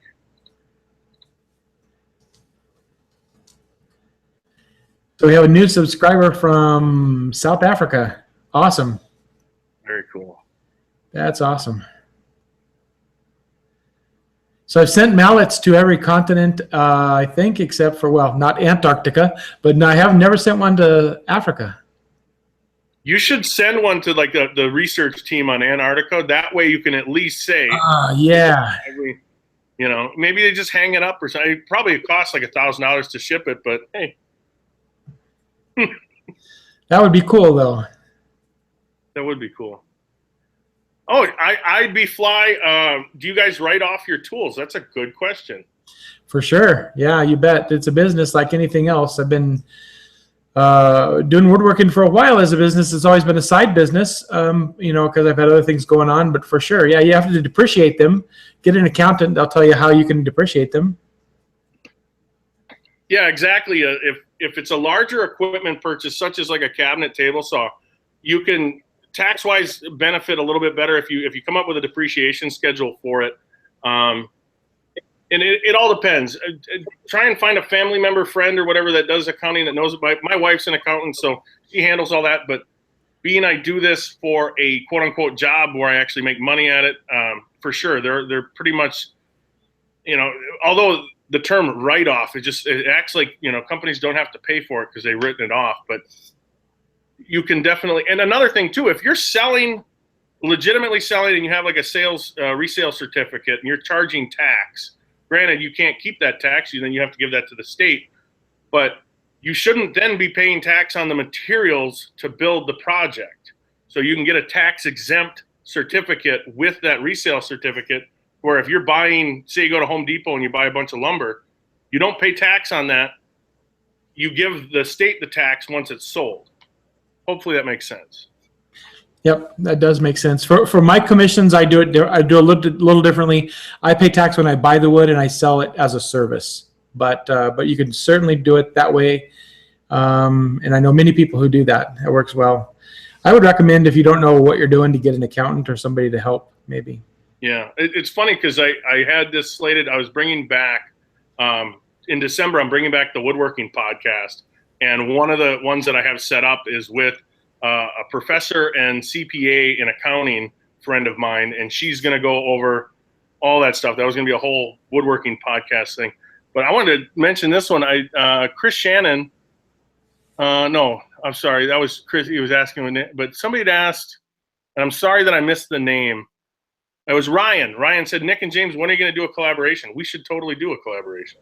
Yeah, we should. We'll have to figure something out where we don't live in the same city or same state, but maybe we could do something where one of us builds a part of the project and sends it off and the other one finishes it. For sure, for sure. That would work. We can create a video and a pair of videos and highlight that. That'd be a good idea. Or we could do two projects, you know. I'll start one, you start one, then we'll send it off and the other can finish it. Something like that. We'll talk about it. We'll do something for sure. Good idea. Yeah, Shore Point Creations for sure, man. He works with FedEx and wants to, and yeah, research shipping to Antarctica. That would be awesome. I would definitely like to ship something there. Then I can tell people I ship to every continent on Earth. That would be cool. That would be pretty neat. Yeah. Because then someone will invariably comment, well, you don't ship to Antarctica. And I'll say, well, in fact, you know, I have. And I'm pretty sure that you can only ship to Antarctica certain times of the year, because getting planes in and out for certain seasons, it's just too cold and too windy. But but that's about all I know on that. Product placement with West Systems. No. Nope, I don't use enough for them to sponsor me. I had all my glues sitting out over there, and those are probably the ones that are most obvious. No product placement. I don't have any sponsors like that. If anybody needs to sponsor me, Type Bond, if you're watching this, call me. You can sponsor me if you like. I'll tout your product. Bert Battersby brings up a good point too. You can write off the square footage of your shop that you use for a business and all the tools and stuff. I know a little bit about that. It's definitely doable, but not always cost effective in every situation. And every state is sometimes different. Because one thing, at least in Wisconsin, you have to do is you have to then start another company, become the landlord to your other woodworking company and charge rent. So sometimes it's not always, but some states, yeah, you can just, you know, there's a spot on your taxes, and again, consult an accountant, but Awesome. Austin Fitch, you guys are awesome. We love your videos. Thank you very much. Yeah, Lauren's right. Power can be written off also because our electricity bill has gone up significantly since my shop size expanded 2 years ago. So for sure, now I've got, I could fit more than one daughter in the shop at a time woodworking. So we have more than one tool at a time. So we use more energy than we've always used. So that's true. That's a good point, bringing up, going back to the power in the circuits. I had April Wilkerson and Jay Bates in my shop doing a collaboration, and I had never thought, luckily it went all right, but I had never thought, I'm only a one-person shop, so if I'm using my 220-volt circuit on my table saw, that at one time was on the 220-volt circuit on my lathe, and luckily, you know, now that I had more people in the shop, they were able to use them at the same time, so something to plan if you're looking at the circuitry in your shop. Are you going to have multiple people operate with those tools on at the same time, or is it a one-person shop? Yeah. TJ's Woodworking Shop. What's up? Well, I don't speak Russian or Ukrainian, so Really? You want me to translate it? yeah, if you could, that'd be great. I will do that. I have not sold 100 mallets yet. There's still quite a few to go, actually. So you're good to go. There's at least 40, 30, almost 40 left. So mallets are half price on my site. We'll mention that briefly one more time. Nick's going to translate this for us. He said, okay, all Americans buy. You don't have to leave. Ah, you don't have to leave. Nice. Was it Russian or Ukrainian? What was that? Russian. It's acrylic. Awesome. Or Cyrillic. Cyrillic, yeah. Awesome. I just responded. Sweet. I just said sorry. And Yeah, I do that too. Every time somebody writes, I see an email or a message, whatever, come in, I go translate it. Even for all the comments on my channel, I think that's pretty fun. yeah, I do the same thing, and it's because at first I want to know what they're saying, but you know, I understand that there couldn't be a language barrier because the whole YouTube thing is essentially worldwide. I know certain genres in certain areas of YouTube are not available in like China and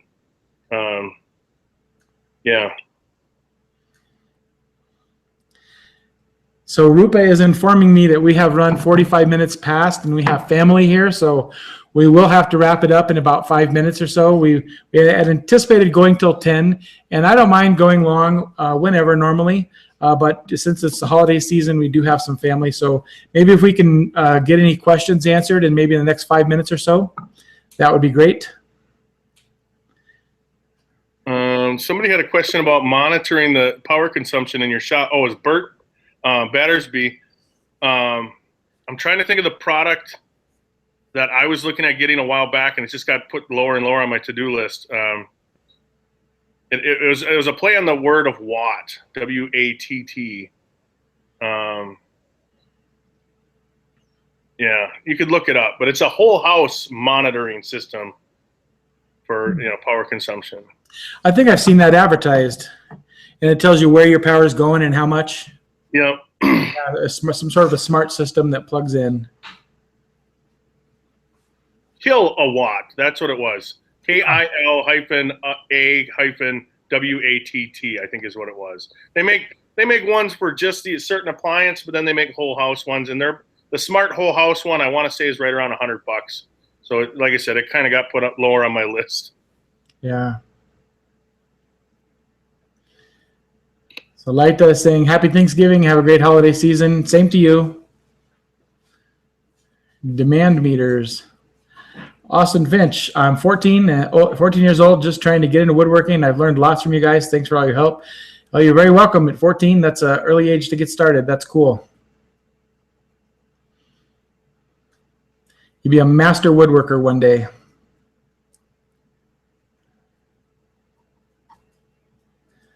Scott Fox, that's awesome. Keep up the good work. Thank you, Scott. We appreciate it.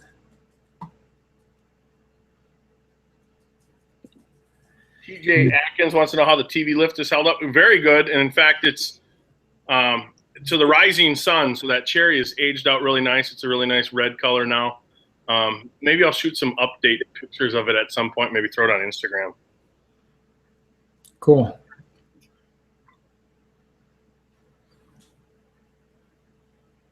Well, before we go, thanks again, James, for having me on your channel and stuff. This is fun. We'll definitely have to do another one of these. Yeah, for sure. Maybe next time we can host it over there at your channel. That'd be good.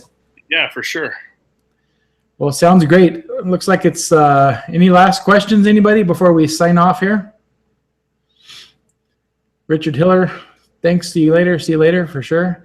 I'm not sure if we'll put one together next week, but we'll advertise it. I'll put some notices on Facebook and Instagram and stuff like that for everybody to get some advance notice. And if I have a video that comes out in the meantime, I'll mention it on the video as well.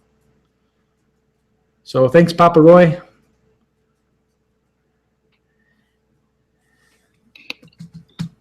So maybe that wraps it up there. Oh, good night, guys. Oh, he answered you or you answered him, didn't you?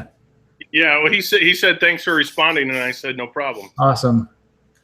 Okay. So it's about 10:50 almost here. We've been going for 3 hours and 50 minutes. That was good. That was a lot of fun. Thanks, Nick, for coming on and answering all the questions for everybody. It was good talking with you again. Yeah, it was fun for sure. All righty, and we'll see everybody later. Take care. Thanks, everyone. See ya.